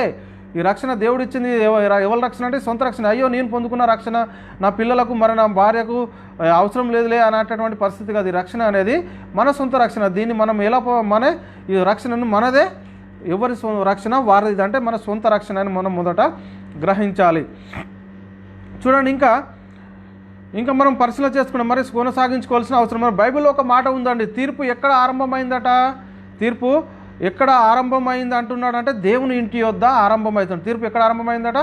దేవుని ఇంటి యొద్ద ఆరంభమైందంటే ఆ కాలము వచ్చి ఉన్నది అంటే దేవుని యొద్ద ప్రారంభమయ్యే కాలము వచ్చి ఉన్నదంటే మరి ఏంటంటే తీర్పు ఎక్కడ ఆరంభమైందంటే దేవుని ఇంటి యొద్ద ఆరంభమయ్యే కాలము వచ్చి ఉన్నదంట. మరి ఇది ఎప్పుడు మరి రాయబడ్డది అంటే మొదటి శతాబ్ద కాలంలోనే మరి ఇది మరి రాయబడినట్టుగా మనం సంగతిని మనం గుర్తించగలగాలి. కాబట్టి ఈ సంగతి ఏంటంటే తీర్పు దేవుని ఇంటనే ప్రారంభమయ్యే కాలం వచ్చుచున్నది అంటే దేవుని ఇంట మొదట ఆరంభమయ్యే కాలం వచ్చుచున్నది అంటున్నాడు. మరి అది ఎప్పుడు కాలం మరి దేవుని ఇంటి ఆరంభమైందని మనం పరిశీలన చేసుకుంటే పరిశుద్ధాత్మని బోధ ప్రకటించడం ఆరంభమైనప్పుడే మరి దేవుని ఇంటి యొద్ద ఆరంభమయ్యే కాలం వచ్చి ఉన్నది. తీర్పు ఎప్పటి ప్రారంభం? మరి దేవుని ఇంటి యొద్ద ప్రారంభమయ్యే కాలం వచ్చి ఉన్నది అంటే పరిశుద్ధాత్మని బోధ ప్రారంభించినప్పటి నుంచే మరి బోధ మరి దేవుని ఇంటి యొద్ద ఆరంభమైందని మనము గ్రహించాలి. మరి ఎవరైతే వాక్యాన్ని మరి విన్నారో, విని వాక్యానికి లోబడ్డారో, మరి వాక్యానికి లోబడితే ఎక్కడికి వస్తారండి? మరి వాక్యానికి లోబడితే మరి దేవుని కృపలోనికి మరి ఎక్కడికి వస్తారంటే తీర్పులోనికి వచ్చేస్తారు. మరి ఎవరైతే వాక్యానికి మరి విన్నారో, విని మరి వాక్యానికి లోబడకపోతే మరి ఏడికి వస్తారంటే విని లోబడలేరు అనుకోండి. వాక్యానికి విని మరి వాక్యానుసారంగా జీవిస్తే మరి దేవుని దగ్గరికి వస్తే మరి వినకపోతే మరి దేవుని తీర్పులోనికి వచ్చేటటువంటి మరి ఛాన్స్ ఉంది కాబట్టి మరి జాగ్రత్తగా పరిశీలన చేయండి చెప్తుండే ఇక్కడ. అంటే అందుకే మొదటి శతాబ్ద కాలంలో వింటున్నారు కానీ లోపడట లేదట. చాలామంది మొదటి శతాబ్ద కాలంలోనే మొదలైంది, ఇది వింటున్నారు, దేవుని వాక్యము ప్రకటింపబడుతుంది, మరి ఉన్న సర్వసత్యం ప్రకటింపబడుతుంది కానీ వింటున్నారు కానీ మరి నమ్మనటువంటి పరిస్థితి. మరి వాళ్ళ గురించి చెప్తున్నటువంటి మాట ఏంటంటే మనం ఒకసారి పరిశీలన చేసుకుంటే వాళ్ళ గురించి చెప్తున్నట్టు నీతిమంతుడు రక్షించబడుట మరి దుర్లభం అయితే మరి పాపియు భక్తిహీనుడు ఎక్కడ నిలుస్తారంటే చూడండి, నీతిమంతుడే రక్షించబడడం దుర్లభం అంటుండే. ఏంటంటే నీతిమంతుడే రక్షించబడడం దుర్లభం అయితే మరి పాపియు భక్తిహీనుడు ఎక్కడ నిలుస్తారు అంటున్నాడు. అంటే మనం నీతిమంతులమా, మనం బాప్తిసం తీసుకున్నాం కాబట్టి మనము నీతిమంతులు, మరి సంఘంలో చేర్చబడ్డాము, బాప్తిసం తీసుకున్నాం, సంఘంలో చేర్చబడ్డాం, రక్షణ పొందాము, రక్షణలో కొనసాగుతున్నాము. అంటే అలాంటి వాళ్ళతో మాట్లాడుతున్నటువంటి మాట ఏంటంటే మనం ఒకసారి పరిశీలన చేసుకుంటే మొదటి పేతురు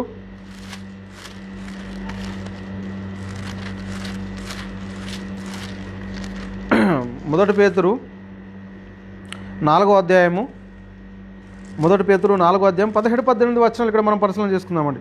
1 పేతురు 4వ అధ్యాయం 17-18 వచనాలు.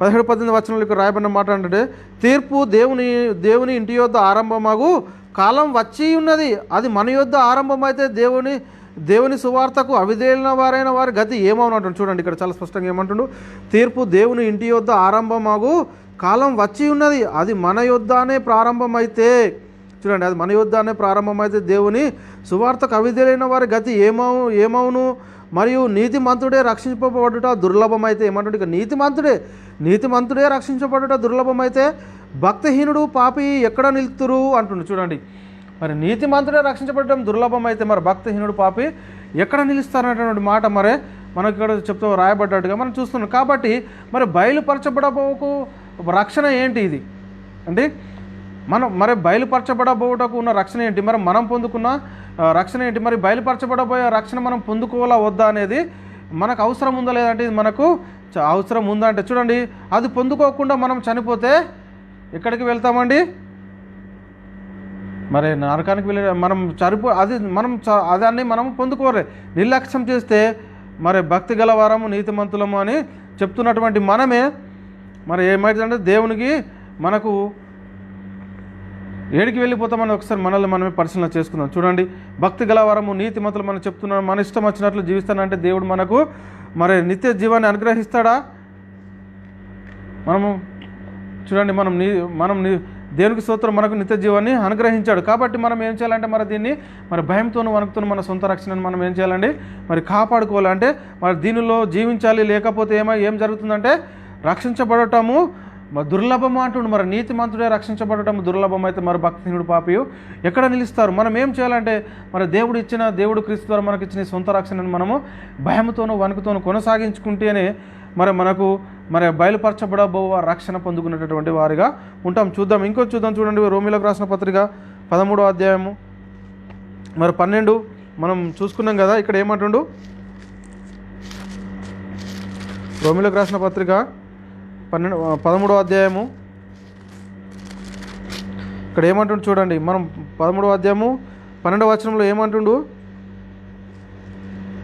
ఇక్కడ రాత్రి చాలా గడిచి పగలు సమీపంగా ఉన్నది గనక మనము అంధకార క్రియలను విసర్జించాలంటే ఏమంటుండు, రాత్రి చాలా గడిచి పగలు సమీపంగా ఉన్నది గనక మనము అంధకార క్రియలను విసర్జించి తేజ సంబంధమైన యుద్ధోపకరణములు మనం ధరించుకోవాలని అంటుండు. చూడండి ఇక 11వ వచనంలో ఏమంటుడు, మరియు మీరు కాలము నెరిగి, ఇక్కడ ఏమంటుండు, మీరు కాలం నెరిగి నిద్ర మేలుకొని వేళ అయినదని తెలుసుకొని అలాగూ చేయడి, మనము విశ్వాసం అయినప్పటికంటే ఇప్పుడు రక్షణ మరి సమీపంగా ఉన్నది అంటుండు. విశ్వాసం అయినప్పటికంటే రక్షణ మరి ఇప్పుడు సమీపంగా ఉన్నది అంటుండు. చూడండి మనం ఒకసారి పరిశీలన చేసుకోవాలంటే కాబట్టి మరి బయలుపరచబడబో రక్షణ మరి ఇక్కడ చూడండి మరి చాలామంది ఐఎమ్ పర్ఫెక్ట్ అనేటటువంటి పరిస్థితి, అంతా నేను నిత్య రక్షణ పొందుకున్నా కాబట్టి అలా ఆల్రెడీ ఐఎమ్ పర్ఫెక్ట్ అనేటటువంటి పరిస్థితి మనం చూసుకోగలుగుతున్నాం అని చూడండి. మరి పౌలంతటి వాడే ఏమంటున్నాడండి, పౌలంతటి వాడే చెప్తున్నటువంటి మాట ఏంటంటే, నా శరీరాన్ని నేను ఇతరులకు ప్రకటించిన తర్వాత నేనే తప్పిపోతున్నానేమో, భ్రష్ట అయితే నా శరీరాన్ని నలగొట్టుకొని మరి దాన్ని నేను లోపరుచుకుంటున్నాను అంటున్నాడు.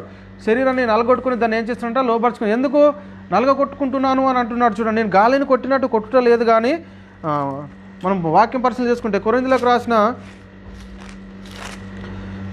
మొదటి పత్రిక 9వ అధ్యాయము, కొరింథీయులకు రాసిన మొదటి పత్రిక 9వ అధ్యాయము మనం 27వ వచనంలో మనం పరిశీలన చేసుకుంటే 27వ వచనంలో ఇక్కడ ఏముంది? మొదటి కొరింథీ 9వ అధ్యాయం 27వ వచనంలో ఇక్కడ చూడండి, గాలిని కొట్టినట్టు నేను పోట్లాడుట లేదు, కానీ ఒకవేళ ఇతరులకు ప్రకటించిన తర్వాత నేనే భ్రష్టునైపోదునేమో అని నా శరీరంను నలగగొట్టుకొని దానిని లోపరుచుకొనిచున్నాను అంటున్నాడు. ఏంటంటే శరీరాన్ని నలగొట్టుకోవాలండి. అంటే శరీరాన్ని మనం ఏం చేయాలంట? నలగొట్టుకొని దానిని మనం ఏం చేయాలంటే లోపరుచుకోవాలంటే, మరి గుర్రాన్ని మనం లోపరుచుకోవాలంటే ఏం చేస్తామండి? గుర్రాన్ని లోపరుచుకోవాలంటే మనం దానికి ఫస్ట్ ఏంటంటే గంతలు కడతాం. గంతలు కట్టి తర్వాత మనం ఏం చేస్తామంటే కళ్యాలు వేస్తాం. గంతలు కడతాం, కళ్యాలు వేస్తాం. కాబట్టి ఆ గుర్రము మనకు లోపడుతుంది. అదేవిధంగా మన శరీరాన్ని మనం లోపరుచుకోవాలి అని అంటే మనం ఏం చేయాలంటే గంతలు కట్టాలి. మనము గంతలు కట్టుకోవాలి మన శరీరానికి. మరి మనకు కళ్యాలు వేసుకోవాలి. అదే ఇంకా మరి ఆత్మచేత శరీర క్రియలను మనము చంపాలి. ఇంకా చూడండి, ఇంకా మనము మరి పరిశీలన చేసుకుంటే అన్నీ కావాలంటుంది శరీరం, అన్నింటినీ మరి కోరుకుంటుంది. కాబట్టి మనం ఏం చేయాలంటే శరీరాన్ని మనం నలగగొట్టుకొని దానిని లోపరుచుకోవాలి. ఆత్మచేత శరీర క్రియలను మనము చంపాలి. అంతే పౌలు అంటాడు, వాడు అలా అంటున్నాడు. మరి నలగొట్టుకొని దాన్ని నేను లోపరుచుకుంటున్నాను అంటున్నాడు. చూడండి, మరి ఇంకోసారి చెప్తున్నటువంటి మాట ఏంటంటే నిల్చున్నానని తలంచువాడు మరి పడిపోకుండా జాగ్రత్తగా చూసుకోవాలి అంటున్నాడు. ఏంటంటే నేను నిల్చున్నానని తలంచువాడు ఏం చేయాలట? మరి పడిపోకుండా జాగ్రత్తగా చూసుకునేటటువంటి పరిస్థితి కూడా మరి చూసుకోవాలనేటువంటి మాట కూడా మనం చూసుకోగలుగుతున్నాం. చూడండి, ఇంకా మనము మరి కొరింథీయులకు రాసిన పత్రిక మొదటి కొరింథీ 10:12లో మనం చూసుకుంటే 10:12లో ఏం చెప్తున్నాడండి? ఇక్కడ 10:12లో మనం చూసుకుంటే ఇక్కడ ఏమంటున్నాడు చూడండి, తాను నిల్చున్నానని తలంచుకుని వాడు పడిపోకుండా జాగ్రత్తగా చూసుకోవాలని మరి ఇక్కడ వాక్యం చాలా సవసం. అదేవిధంగా ప్రకటన గ్రంథము ఏంటండి? ప్రకటన గ్రంథము 3వ అధ్యాయము 11వ వచనంలో చెప్తున్నటువంటి మాట ఏంటంటే, ప్రకటన గ్రంథము 3వ అధ్యాయం 11వ వచనం. ఇక్కడ 11వ వచనంలో ఏముంది చూడండి, నేను త్వరగా వచ్చుచున్నాను, ఎవడు నీ కిరీటం నహరింపుకుంటున్నట్లు నీకు కలిగి ఉన్న దానిని గట్టిగా పట్టుకోను. ఏమంటున్నాడు? నేను త్వరగా వచ్చుచున్నాను, ఎవడును నీ కిరీటము నపహరింపకుండున్నట్లు కలిగి ఉన్న దానిని గట్టిగా పట్టుకోవాలి. ఏంటంటే చూడండి, మరి తప్పిపోయే పరిస్థితి ఉందంటే ఉంది అంటున్నాడు. అదేవిధంగా ఇంకా చూస్తే ప్రకటన గ్రంథం 2వ అధ్యాయం 25వ వచనంలో చెప్తున్నాడు. ఏంటండి 2వ అధ్యాయం 25వ వచనంలో ఏమంటుంది చూడండి, ఇక్కడ 25వ వచనంలో కూడా చెప్తున్నటువంటి మాట ఏంటంటే, నేను వచ్చే వరకు మీకు కలిగి ఉన్న దానిని గట్టిగా పట్టుకోండి అంటున్నాను. ఏంటంటే నేను వచ్చే వరకు మీరు కలిగి ఉన్న దానిని గట్టిగా పట్టుకోవాలంటే మరి ఎందుకు గట్టిగా పట్టుకోవాలి? మరి పొందిన రక్షణ పోడగొట్టుకునే అవకాశం ఉందా లేదా అంటే అవకాశం ఉంది కనుకనే మరి గట్టిగా పట్టుకొని నేను వచ్చిన మీ బహువరాన్ని అపహరింపనీయకుండా చూసుకోండి, మరి నేను వచ్చేంత వరకు మరి మీరు కలిగి ఉన్నదాన్ని గట్టిగా పట్టుకుని ఉండేటువంటి మాటలు మనం చూసుకోగలుగుతున్నాం.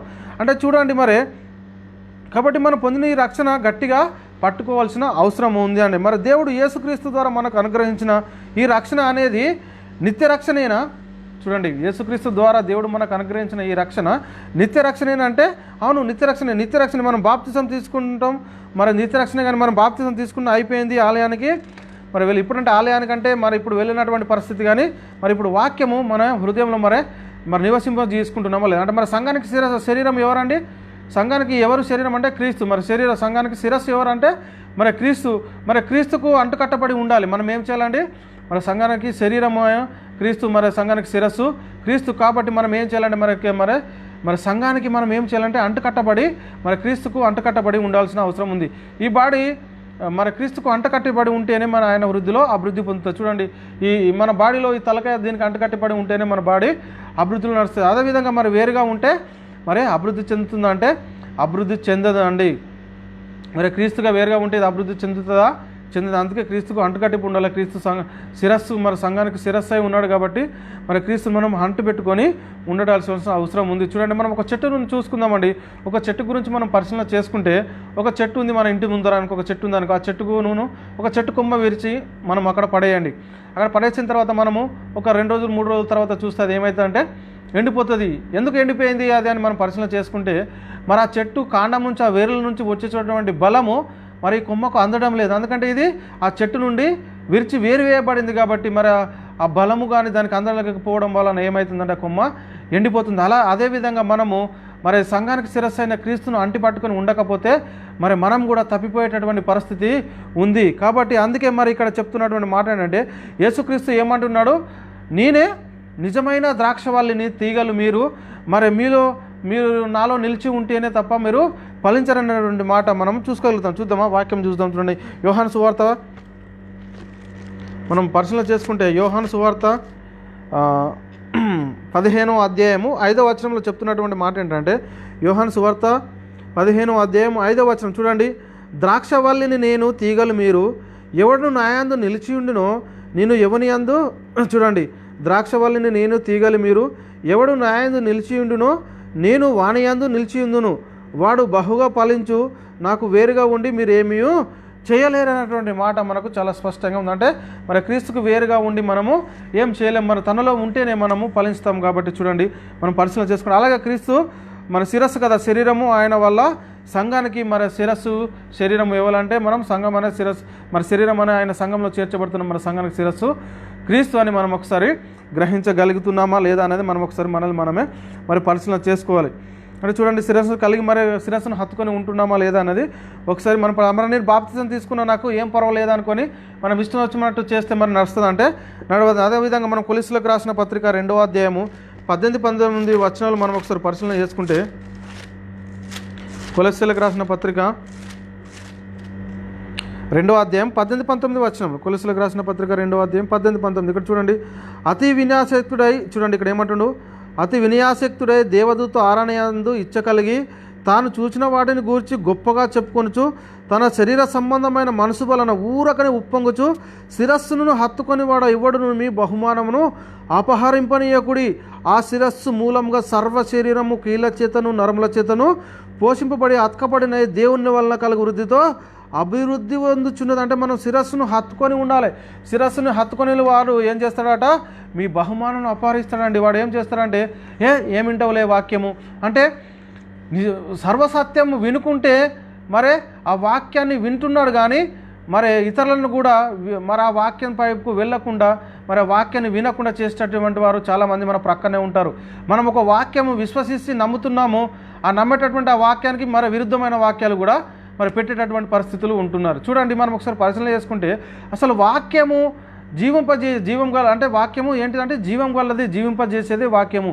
ఆ వాక్యం ఎక్కడుందంటే మరి అపోస్తుల ప్రవక్తలు వేసిన పునాది ఏదైతే ఉందో మరి దానిలో మనం అంటుకట్టబడాలి. అంటే మరి దానిలో మనం అంటుకట్టి ఉండకపోతే ఏమవుతుంది అంటే మరి మనము మరి క్రీస్తు శరీరం నుంచి వేరైతాం, ఆయన సంఘం నుంచి వేరైతాం. కాబట్టి మరి తనలో ఉంటేనే మనము ఫలిస్తాం. కాబట్టి అలాంటి పరిస్థితి చాలామంది మరి పక్కన ఉండి మరి అపవాదిగాడు ప్రేరేపిస్తూ ఉంటాడు, ఏం చేస్తావులే, ఏం వింటావులే, ఇది కాదు, మరి ఇది కాదా, మరి మనం సర్వసత్యం విని అంగీకరించి నడుచుకుంటున్నాం అనుకో, అది కాదండి ఇదని మరి అటు వేరే వాక్యాలు చూపించేటటువంటి పరిస్థితి కూడా ఉంటుంది. అందుకే మనం చాలా జాగ్రత్త కలిగి ఉండాలి అపవాది విషయంలో అని మరి క్రీస్తు బైబిల్ని బట్టి మీ అందరినీ బతిలాడుకుంటున్నాం. చూడండి, ఇంకా మనం పరిశీలన చేస్తే మరి ఎక్కడికి రావాలంటే సంఘానికి, మరి దేవుని వాక్యం దగ్గరికి రావాలి. మన దేవుని వాక్యాన్ని మన హృదయంలో సమృద్ధిగా నివసించాలి. నీకు జీవం కలిగినదే జీవింపజేస్తుంది, కానీ నువ్వు ఏ వాక్యం అయితే నిన్ను జీవింపజేస్తుంది నువ్వు ఆ వాక్యంలోనే ఉండాలి. ఆ వాక్యం నేర్చుకుంటేనే మరి నువ్వు రక్షించబడతావు. కానీ మరి వేరే వాక్యం నువ్వు విని మరి దాన్ని అనుసరిస్తే నువ్వు మరి రక్షణ పొందలేవు. కాబట్టి మరొకసారి పరిశీలన చేసుకోవాల్సిన అవసరం ఉన్నది. చూడండి, ఇంకా మనకు ఏమంటుందంటే హెబ్రీలకు రాసిన పత్రిక 20 మరి మనం ఒక వచనం చూసుకుంటే హెబ్రీలకు రాసిన పత్రిక 24 హెబ్రీలకు రాసిన పత్రిక 10వ అధ్యాయము 24-25 చెప్తున్నటువంటి మాట ఏంటంటే, హెబ్రీలకు రాసిన పత్రిక 10వ అధ్యాయము 24-25 ఇక్కడ ఏమంటారు చూడండి. 24-25 కొందరు మానుకొనుచున్నట్లుగా మరి ఆ కాలంలోనే చాలా కొంతమంది మరి మానుకుంటున్నారట, శిరస్సును హత్తుకునే వారు చాలామంది ఉన్నారు. వాళ్ళ గురించి చెప్తున్నటువంటి మాట ఏంటంటే ఇక్కడ 24 వచనంలో చెప్తున్నారు చూడండి, కొందరు మానుకొనుచున్నట్లుగా సమాజంగా కూడుకునట మనక ఒకరికొకడు హెచ్చరించు ఆ దినము సమీపించిన కొలది మీరు మరి ఏంటంటే మీరు చూసిన కొలది మరీ ఎక్కువగా అలాగ చేయొచ్చు. ప్రేమ చూపుటకును సత్కార్యం చేయుటకును ఒకరికొకడు పురికొల్పుకోవాలి. మనం పురికొల్పుకోవాలి ఏంటంటే ఏ వాక్యం వింటే మనల్ని రక్షించబడుతుంది, ఏ వాక్యంలో మనకు మరి ఏ వాక్యం మనల్ని రక్షించేది అనేది ఆ వాక్యాన్ని మనము పట్టుకునేందుకు మనము దాన్ని గ్రహించడానికి మనం ఏం చేయాలంటే మరి ఒకరికొకరు మనం పురుపుకొల్పుకునేటువంటి వారుగా ఉన్నాము. ఇక్కడ ఏమంటుండే ఇంకా మనం సత్యంను గూర్చి అనుభవజ్ఞానం గలవను పొందిన తర్వాత మరి బుద్ధిపూర్వకంగా మనము పాపం చేసిన యెడల పాపమునకు బలి ఇకను ఉండదు. చూడండి, చాలా జాగ్రత్తగా మనము అర్థం చేసుకోవాల్సిన విషయం ఏంటంటే ఇక్కడ ఏమంటుడు, చూపుటకు సత్కారం చేయటకు మనం ఒకరికొకరు పురుకొలుపుకోవాలని మరి మనము సత్యం ఇక్కడ చాలా స్పష్టంగా చెప్తున్నా ఏమంటారు, మనం సత్యంను గూర్చుని అనుభవ జ్ఞానం పొందిన తర్వాత మరి బుద్ధిపూర్వకంగా పాపం చేసిన పాపమునకు బలి ఇకను ఉండదు. నువ్వు సర్వసత్యం తెలుసుకున్నావు, నేను ఏ వాక్యం అయితే రక్షిస్తుందో నువ్వు ఆ వాక్యం తెలుసుకున్న తర్వాత మళ్ళీ దానికి విరుద్ధంగా నువ్వు జీవిస్తే, మరి విరుద్ధమైన వాక్యాలు నువ్వు మళ్ళీ ప్రకటిస్తే, విరుద్ధమైన వాక్యాన్ని నువ్వే చదువుకుంటే మరి నువ్వేమవుతావట, మరి దానికి పాపమునకు బలి ఇక ఉండదు అనేటటువంటి మాట కూడా మనం చూసుకోగలుగుతున్నాం. అంటే శిరస్సును హత్తుకొని వాడు నీ బహుమానమును అపహరించేటటువంటి పరిస్థితి ఉంటుంది. వాడు పక్కనే ఉంటాడు కాబట్టి నువ్వు చాలా జాగ్రత్తగా ఉండాలనేటువంటి మాట మనకు వాక్యం చెప్తుంది. మరి నేను పొందిన రక్షణ నిత్య రక్షణే అంటావా? మరి అందుకే పౌలు ఏం చెప్తున్నాడు, ఇవరిదాకా మనం చూసుకున్నాం కదా, ఇతరులకు ప్రకటించిన తర్వాత నేనే భ్రష్టుని అయిపోదునేమో అని తన శరీరాన్ని లోపరుచుకుంటున్నానని చెప్తున్నాడు. మరి ఇంకేమంటారు, నిన్ను నిల్చున్నానని తలంచేవాడు మరి పడిపోకుండా చాలా జాగ్రత్తగా మరి చూసుకోవాలనేటువంటి మాట కూడా మనం చూసుకున్నాం. అంటే చూడండి, మరి మనం ఇంకా ఇతరులకు మరి చూసుకునే శరీరాన్ని నలగొట్టుకుంటున్నాం అంటున్నాడు, మరి పడిపోకుండా చాలా జాగ్రత్తగా చూసుకోవాలి అంటున్నాడు. మరి మనం ఇంకొక వచనం చూసుకుంటే యూదా పత్రిక, మనం ఇంకొకటి చూసుకుంటే యూదా 1:5 చెప్తున్నటువంటి మాట ఏంటంటే, ఇక్కడ 5వ వచనంలో ఏమంటుంది, ఈ సంగతులు మీరు ముందుగానే ఎరిగి విన్నాను. ఇక్కడ ఏమంటుంది చూడండి, యూదా చెప్తున్నటువంటి మాట ఏంటంటే, ఇక్కడ మనము ఈ సంగతులన్నీ మీరు ముందుగానే ఎరిగి విన్నారు, మీకు నేను జ్ఞాపకం చేయగోర్చున్నది ఏమనగా, ప్రభు ఐగుప్తులో నుండి ప్రజలను రప్పించినను వారిలో నమ్మకపోయిన వారిని తర్వాత నాశనం చేసినట్టే. మరి ఏం చేసినట్టే ఇక్కడ చాలా స్పష్టంగా చెప్తున్నటువంటి ఈ సంగతులు మీరు ముందునే ఎరిగి ఉన్నాను, నేను మీకు జ్ఞాపకం చేయగోర్చున్నాను. ప్రభు ఐగుప్తులో నుండి మరి ప్రజలను రక్షించిందంటే ఐగుప్తులో నుండి పాప బానిసత్వంలో నుండి మరి బానిసైన బంధకంలో నుండి వారిని విడిపించిన తర్వాత మరి దేవుడు వారిని చేసిన అద్భుత కార్యములు వాళ్ళు చూసినా కూడా వారు ఏం చేశారంటే నమ్మలేక వారిని తర్వాత దేవుడు ఏం చేశాడంట, మరి నాశనం చేసినట్టుగా మనం చూసుకోగలుగుతున్నాం. మరి మరి ఇప్పుడు మనం చూసుకునే మరి బయలుపరచబడబోటకు సిద్ధంగా ఉన్నది అంటుండు. ఏంటి ఆ రక్షణ ఏంటంటే, బయలుపరచబడబోటకు సిద్ధంగా ఉన్న రక్షణ అంటుండు.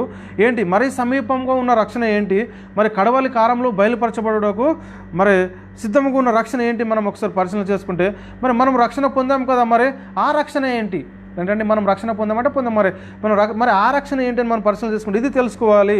ఇది తెలుసుకుంటేనే మనకు అర్థమవుతుంది. మరి పొందిన రక్షణ తప్పిపోయే అవకాశం ఉందా అంటే అవును, మరి పౌలు చెప్పాడు, పొందిన రక్షణ మనము తప్పిపోయే పరిస్థితి ఉంది అంటున్నాడు. అందుకే బైబిల్ చెప్తుంది ఏంటంటే, హెబ్రీలకు రాసిన పత్రిక ఇక్కడ చూద్దాం చూడండి. హెబ్రీలకు రాసిన పత్రిక 6వ అధ్యాయము, హెబ్రీలకు రాసిన పత్రిక 6వ అధ్యాయం మనం 4వ వచనం నుంచి మనం పరిశీలన చేసుకుంటే ఇక్కడ ఏమంటాడు, ఒక్కసారి వెలిగింపబడి పరలోక సంబంధమైన వరములను రుచి చూచి పరిశుద్ధాత్మలో పాలివారై దేవుని దివ్య వాక్యము రాబో యుగ సంబంధమైన శక్తుల ప్రభావం అనుభవించిన తర్వాత తప్పుపోయిన వారు తమ విషయంలో దేవుని కుమారుణ్ణి మరలా సిలువ వేయచ్చు బాహాటంగా ఆయనను అవమానపరుచుతున్నారు గనుక మారు మనసు పొందినట్లు అట్టి వారిని మరలా నూతనపరచుట అసాధ్యము అంటుండే. ఇక్కడ చూడండి, మనం పరిశీలన చేసుకుంటే ఒకసారి వెలిగింపబడిన తర్వాత పరలోక సంబంధమైన వరములు రుచి చూసిన తర్వాత పరిశుద్ధాత్మలో పాలివారై దేవుని దివ్య వాక్యము రాబో యుగ సంబంధమైన శక్తులు అనుభవించిన తర్వాత మరి తప్పిపోయిన వాళ్ళు మరి వారిని మళ్ళా నూతనపరచడము అసాధ్యమైనటువంటి మాట ఇక్కడ మన చెప్పబడుతుంది. అదేవిధంగా ఇంకా మనం 2వ పేతురులో చూసుకుంటే కూడా ఇక్కడ 2వ పేతురు 2వ అధ్యాయం మనం 20 నుంచి పరిశీలన చేసుకుంటే చూడండి, 2వ పేతురు 2వ అధ్యాయం 20 నుంచి మనం పరిశీలన చేసుకుంటే ఇక్కడ ఏమంటుంది 20 నుంచి, వారు ప్రభువును రక్షకుడినైన యేసుక్రీస్తు విషయమై అనుభవజ్ఞానం చేత ఈ లోక మాలిన్యమును తప్పించుకొనిన వారి తర్వాత మరలా వాటిలో చిక్కబడి వాటి చేత జయించబడిన ఎడల వారి కడవరి స్థితి మొదటి స్థితి కంటే మరి చెడ్డదగును.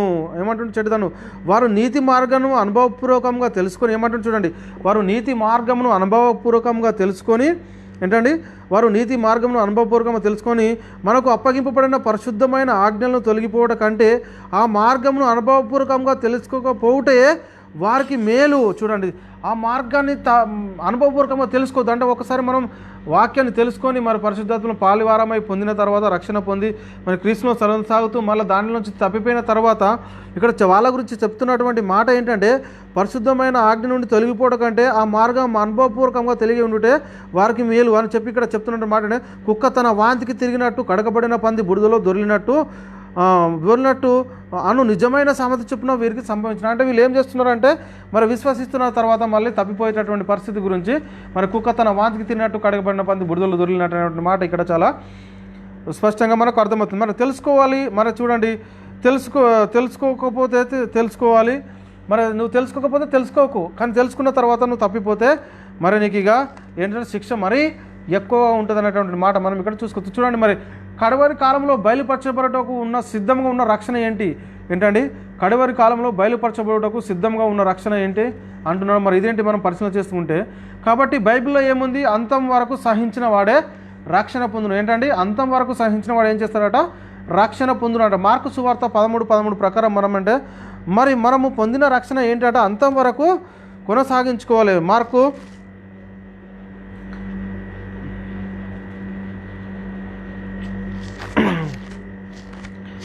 సువార్త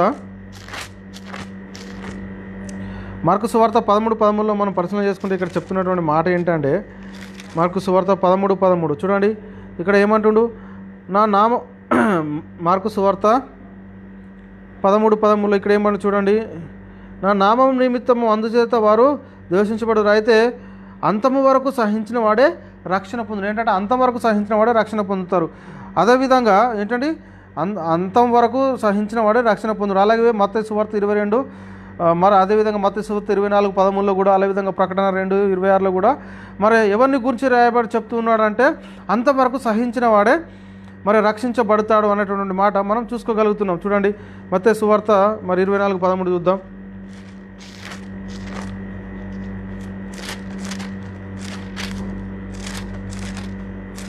మత్తయి సువార్త 24:13 ఏమంటుంది చూడండి, అంతం వరకు సహించిన వాడేవాడో వాడే రక్షించబడును. ఏంటంటే అంతం వరకు సహించిన వాడేవాడో వాడే రక్షించబడినటువంటి మాటలు మనకు చాలా చక్కగా అర్థమవుతుంది. మరి ఎవరి గురించి ఈ మాట చెప్తున్నాడు ఒకసారి మనం పరిశీలన చేసుకుంటే, రక్షించబడిన వాని గురించా, మరి రక్షింపబడిన వాని గురించి చెప్తున్న మాట ఏంటంటే, మరి వీళ్ళు రక్షించబడిన వారి గురించి చెప్తున్నటువంటి మాట మనం అర్థం చేసుకున్నాం. అంటే రక్షణ కొనసాగించుకోవాలి అంటే అంతం వరకు మనము సహించాలి, అంతం వరకు మనము రక్షణ కాపాడుకోలేనటువంటి మాటలు మనం చూసుకుంటున్నాం. అంటే రక్షించబడినది ఏంటట? రక్షించబడేది ఏంటి? మరి రక్షించబడినది ఏంటి?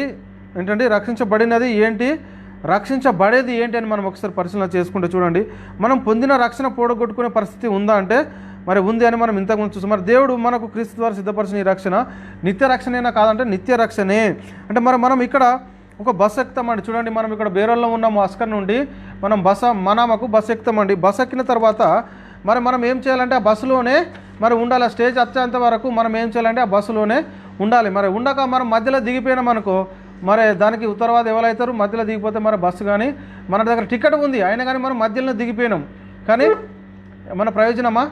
ఏమి ప్రయోజనం లేదు. అంటే దానికి వాళ్ళు మరి ఉత్తరవాదులు కాదు. కాబట్టి మనం పొందుకున్న ఈ రక్షణ మన మధ్యలో పోడగొట్టుకునేటువంటి పరిస్థితి ఉంది. అందుకే ఈ రక్షణ మనము ఎంతవరకు కాపాడుకోవాలి, కొనసాగించుకోవాలంటే అంతవరకు. అంతం అంటే ఏంటంటే ఏ అంతం? మన అంతమా లోకాంతం? అంటే ఏది ముందొస్తే అది మనాంతం ముందొస్తే మనాంతం వరకు, లోకాంతం ముందొస్తే లోకాంతం వరకు కొనసాగించుకోవాలి. దానిని మనము అంతవరకు సహించిన వాడే మరే కాపాడబడతాడు. మరి చూడండి, కొనసాగాలి. మరి గొంగలి పురుగు మరి గూడు కట్టుకునేంత వరకు అది ఏం చేయాలంటే తను తాను కాపాడుకోవాలి.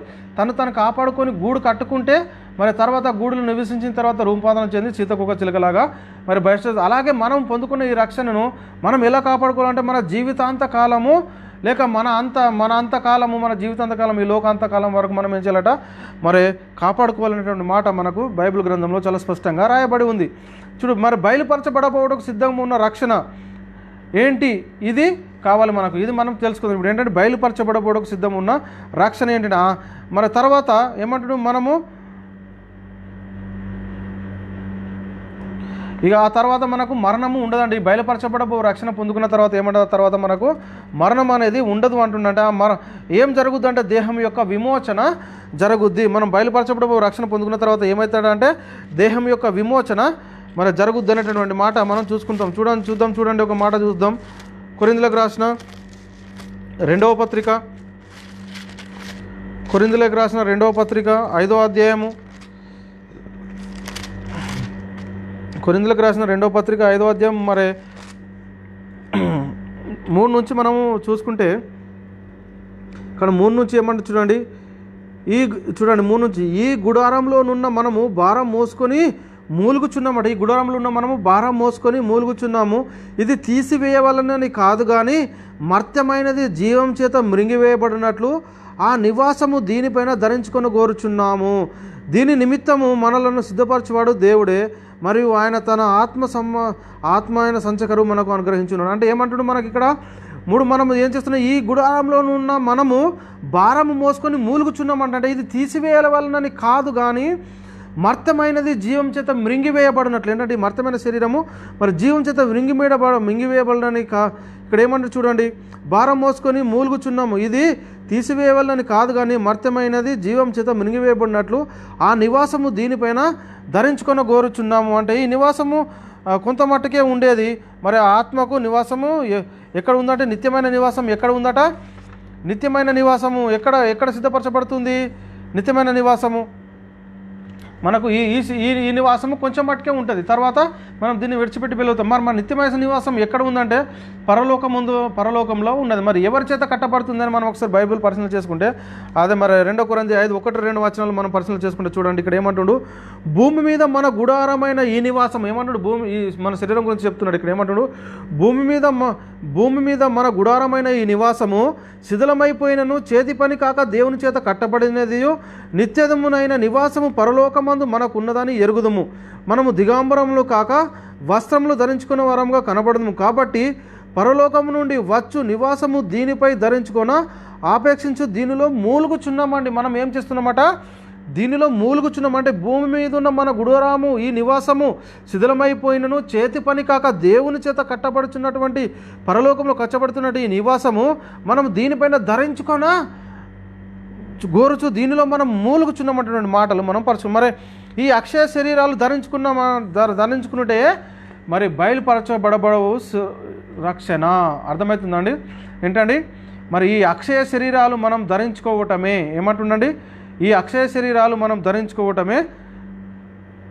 ఇక్కడ ఏమంటుడు తర్వాత ఇంకేమంటాడు, ఈ అక్షయమైన శరీరం ధరించుకోవడమే మనము మరి బయలుపరచబడబోడు రక్షణ అంటాడు. చూడండి ఇంకొక మాట, మొదటి కొరింథీ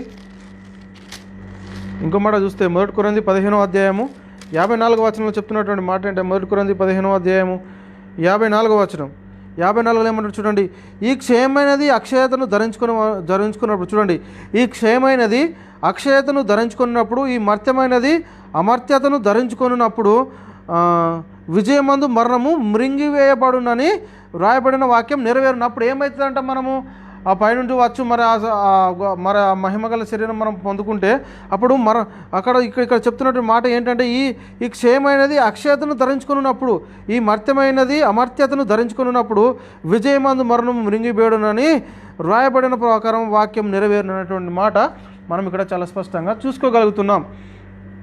ఇంక మరి ఈ అక్షయమైన శరీరాలు ధరించుకునటమే మళ్ళీ బయలుపరచబడబోటకు సిద్ధంగా ఉన్న రక్షణ, అంటే మరీ సమీపంగా ఉన్న రక్షణ. యేసుక్రీస్తు రెండోసారి వచ్చినప్పుడు ఏం జరుగుద్దంటే పరలోకంలో దేవుని చేత కట్టబడుచున్న ఆ నిత్యమైన నివాసము తీసుకొచ్చిన తర్వాత దాన్ని ఏం చేస్తాం, మనకు ధరింపజేస్తాడు. ఈ క్షయమైనది శరీరము అక్షయతను ధరించుకుంటుంది. క్షయమైన శరీరం ఏం చేస్తుందండి, అక్షయతను ధరించుకుంటుంది. చూడండి, ఇక మత్యమైన శరీరము అమర్త్యతను ధరించుకుంటుంది. విజయమందు మరణము మింగివేయబడినట్లు మరి ఆ వాక్యము నెరవేరిపోతుందని ఇక మరణము అనేది మనకు ఉండదు, ఇక తప్పిపోవటం అనేది ఉండదు, మరణం అనేది మనకు ఉండదండి.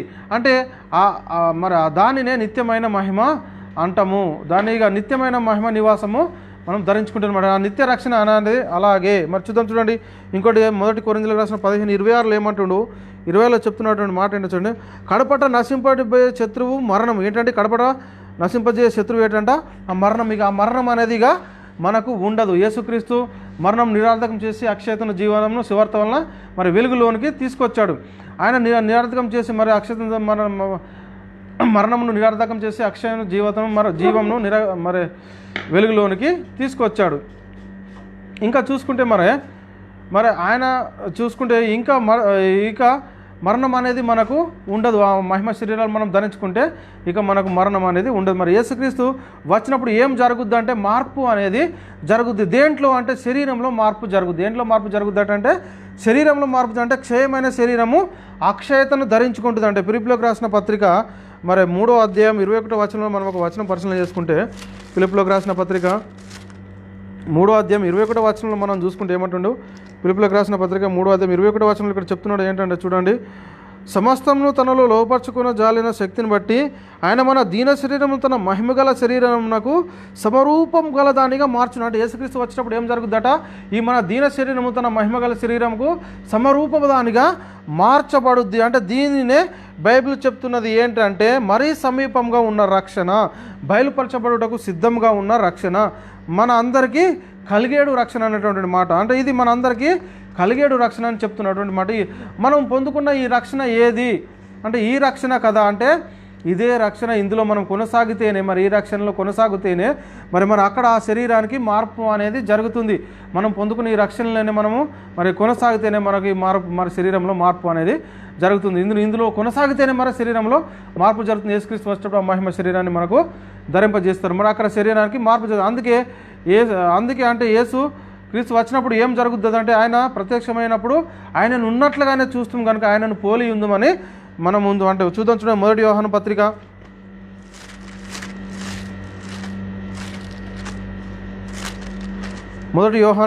3వ అధ్యాయము 2వ వచనం. 1 యోహాను పత్రిక 3వ అధ్యాయం 2వ వచనం ఏమంటున్నాడు, ప్రియులారా ఇప్పుడు మనం ఈ దేవుని పిల్లలమై ఉన్నామని, ఇక్కడ చూడండి, ప్రియులారా ఇప్పుడు మనము దేవుని పిల్లలై ఉన్నాము, మనమిక ఏమవుదుమో అది ఇంకా ప్రత్యక్షపరచబడలేదు కానీ ఆయన ప్రత్యక్షమైనప్పుడు ఆయనను ఉన్నట్లుగానే ఆయనను చూతుము గనక ఆయనను పోలి ఉందమని ఎరుగుదుము. అంటే మనం ఆయనను పోలి ఉందము, ఆయనను చూసినప్పుడు మనం ఎలా ఉంటామట, ఆయనను పోలి ఉందమని మరి వాక్యం చాలా స్పష్టంగా. అందుకే క్షయమైన శరీరము అక్షయతను ధరించుకుంటుంది, మత్యమైన శరీరం అమర్త్యతను ధరించుకుంటుంది. విజయం అందు మరణం ఏం చేస్తారంటే మృంగివేయబడుతుంది. మరి అది బయలుపరచబడబోవు రక్షణ. మరి ఇదే అండి బయలుపరచబడబోయేటువంటి రక్షణ. ఎవరైతే మరి ఈ రక్షణలో కొనసాగుతూ ఉంటారో వాళ్ళకి ఈ అక్షయమైన శరీరాలు ధరించుకుని ఉంటారు. యేసుక్రీస్తు రెండోసారి వచ్చినప్పుడు ఎవరైతే ఈ మహిమ శరీరాలు ధరించుకుంటారో వాళ్లకు మరణం అనేది ఇక ఉండదు. మరి యేసుక్రీస్తు రెండోసారి వచ్చినప్పుడు ఏం జరుగుతుందంటే ఎవరైతే మరి మహిమ శరీరాలు ధరించుకుంటారో వాళ్ళకి మరణం అనేది ఉండదు. ఇక ఈ శరీరం ధరించుకున్న వారికి ఇంకా మరణం అనేది ఉండదు. ఇక పరలోకముకు వెళ్ళేటటువంటి పరిస్థితి చూస్తే ఇంకా యేసుక్రీస్తు వచ్చి ఏం చేస్తారంటే యేసుక్రీస్తు వచ్చినప్పుడు ఏం జరుగుతుందంటే దూతలు మొదట మరి యేసుక్రీస్తు వచ్చినప్పుడు ఏమవుతుందంటే దూతలు మనల్ని పోగు చేసి క్రీస్తుకి అప్పచెప్తే మరి క్రీస్తు తీసుకెళ్ళి తండ్రికి అప్పచెప్తే తర్వాత అంతం వచ్చునని బైబిల్లో మరి రాయబడింది. మరి యేసుక్రీస్తు రెండోసారి వచ్చినప్పుడు ఎవరి కోసం వస్తున్నాడు? యేసుక్రీస్తు రెండోసారి వస్తున్నాడు ఎవరి కోసం వస్తున్నాడు అంటే తన కొరకు కనిపెట్టుకొని ఉండి వారి కొరకు వస్తున్నాడు. అంటే ఏంటంటే తన కొరకు కనిపెట్టుకొని ఉండి వారి కొరకు రక్షణ కొరకట.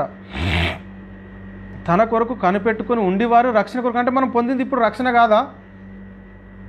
అర్థమైందా? మనం పొందుకున్నది ఇప్పుడు ఇది రక్షణ కాదంటే తన కొరకు కనిపెట్టుకొని ఉండివారు రక్షణ కొరకు అంటున్నాడు. మరి ఇప్పుడు మనం పొంది రక్షణ కాదా? అందుకే చెప్తున్నాడు ఇక్కడ చాలా స్పష్టంగా, తన కొరకు కనిపెట్టుకుని ఉండివారు రక్షణ కొరకు అంటే మరి మనం ఇప్పుడు రక్షణ పొందలేదా? అయితే మరి కనిపెట్టుకుని ఉండేవారి కోసం ఏంటి అని మనం ఒకసారి పరిశీలన చేసుకుంటే, హెబ్రీయులకు రాసిన పత్రిక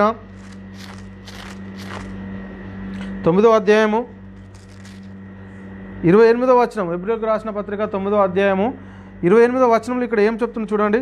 హెబ్రీయులకు రాసిన పత్రిక 9వ అధ్యాయం 28లో చెప్తున్నటువంటి మాట ఏంటంటే, అలాగునే క్రీస్తు కూడా అనేకుల పాపలను భరించుటకు ఒక్కసారి అర్పింపబడి తన కొరకు కనిపెట్టుకొని ఉండువారి రక్షణ నిమిత్తం పాపం లేకుండా రెండోసారి ప్రత్యక్షమయమును. అలాగునే క్రీస్తు కూడా అనేకుల పాపలను భరించుటకు ఒక్కసారి అర్పింపబడి తన కొరకు కనిపెట్టుకొని ఉండువారి రక్షణ అంటుంది. ఇక్కడ ఏంటంటే కనిపెట్టుకొని ఉండువారి రక్షణ, మన రక్షణ ఇచ్చేసినట్టే కనిపెట్టుకొని ఉండువారి రక్షణ నిమిత్తం పాపం లేకుండా రెండోసారి వచ్చినటువంటి మాట మనం చాలా స్పష్టంగా మనకు అర్థమవుతుంది. ఇంకా మనం పరిశీలన చేసుకుంటే మరి ఇప్పుడు రక్షణ పొందలేదా అంటే మనము పొందాం, కానీ కనిపెట్టుకొని ఉండేవారు రక్షణ మరి ఏంటంటే కనిపెట్టుకుని ఉండేవారు రక్షణ ఏంటంటే మరి రక్షణలోనికి ప్రవేశింపలేదా, రక్షణలో కొనసాగుతలేదా అంటే మరి ఆ రక్షణ ఏంటి అని మనం ఒకసారి పరిశీలన చేస్తే, మరి తన కొరకు కనిపెట్టుకుని ఉండేవారని రక్షణ ఏంటి అంటే అక్షయమైన శరీరాలు ధరించుకోవడమే, మరి ఆయన కోసము కనిపెట్టుకుని ఉండటము. మహిమ శరీరాలు ధరించుకోవటమే మరి ఆయన కోసము కనిపెట్టుకొని ఉండటం. మరి తన శరీరంలో సమరూపం దానిగా మార్చబడతాం. ఏంటంటే తన శరీరముకు సమరూపమైన శరీరం గలవారిగా మనం మార్చబడతాము. అంటే అక్షయతను ధరించుకుంటుంది, ధరింపజేయడానికి మరి యేసుక్రీస్తు రెండోసారి వస్తున్నట్టుగా మనం చూసుకోగలుగుతున్నాం. అయితే వచ్చినప్పుడు దేని నుండి రక్షణ పొందుతామంటే ఉగ్రత నుండి రక్షణ పొందుతాం, నిత్య నరకాగ్ని నుండి మనము రక్షణ పొందుతాం. చూడండి, ఒక వచనం చూసుకుంటే మనము రోమిలకు రాసిన పత్రిక 5వ అధ్యాయం 9-10 వచనంలో చెప్తున్నటువంటి మాట ఏంటంటే, రోమిలకు రాసిన పత్రిక 5వ అధ్యాయము 9-10 వచనాలు 9-10 వచనంలో చెప్తున్నటువంటి మాట ఏంటో చూడండి. కాబట్టి ఆయన రక్తం వలన ఇప్పుడు నీతిమంతులుగా తీర్చబడి మరింత నిశ్చయముగా ఆయన ద్వారా ఉగ్రత నుండి రక్షించబడుదుము. ఏంటండి, ఆయన ఉగ్రత నుండి రక్షించబడుదుమాట. ఏలయనగా శత్రువులమై ఉండగా ఆయన కుమారుని మరణం ద్వారా మనము దేవునితో సమాధానపరచిన ఎడల సమాధానపరచబడిన వారమై ఆయన జీవించు చేత మరి నిశ్చయముగా రక్షించబడుచున్నాము. చూడండి, అంటే యేసుక్రీస్తు మరి రెండోసారి వచ్చేటప్పుడు మనం ఎలా ఏమవుతున్నమాట అంటే కాబట్టి ఆయన రక్తం వల్ల ఇప్పుడు మనం నీతిమంతులుగా తీర్చబడి ఆయన ద్వారా ఉగ్రత నుండి మనము రక్షించబడుచున్నాం అనేటువంటి మాట కూడా మనము చూసుకోగలుగుతున్నాం. చూడండి, ఏ ఉగ్రత నుండి అంటే యేసుక్రీస్తు రెండోసారి వచ్చేటప్పుడు లోకాంతం మీదకి వచ్చే ఆ శ్రమల కాలం నుండి మనము తప్పించబడుతున్నాం. మరి నీతిమంతుల్ని ఆయన రాజ్యంలో నుండి మరి ఆ నీతిమంతుని ఆయన రాజ్యంలో ఆటంకం లేని వారిని పోగు చేసి మరి మిగిలిన వారిని అగ్నిగుండంలో పడవేసినటువంటి మాట మనం చూస్తామంట. అంటే ఉగ్రత నుండి తప్పించబడతాం, అంటే వారిలో మనము ఉండము అని మనము గ్రహించుకోవాలి. చూద్దాం. కాబట్టి రక్షణ పొందాను, మరి నేను రక్షణ కొనసాగుతున్నాను, మరి లక్ష్యంలో మరి ఉన్నాను, రక్షణ పొందాను, రక్షణలో కొనసాగుతున్నాను అన్నటువంటి రక్షణలో ప్రవేశించినటువంటి వారితో మరి చెప్తున్నటువంటి మాట మనకు అర్థమైంది కదా. మరి ఏ రక్షణ ఇప్పుడు మరి కలిగే రక్షణ ఏంటి, మనం పొందిన రక్షణ ఏంటి, మరి పొందబోయే రక్షణ ఏంటి, మనం బయలుపరచకు సిద్ధంగా ఉన్న రక్షణ ఏంటి అని మనకు చాలా స్పష్టంగా తెలుసుకున్నాం.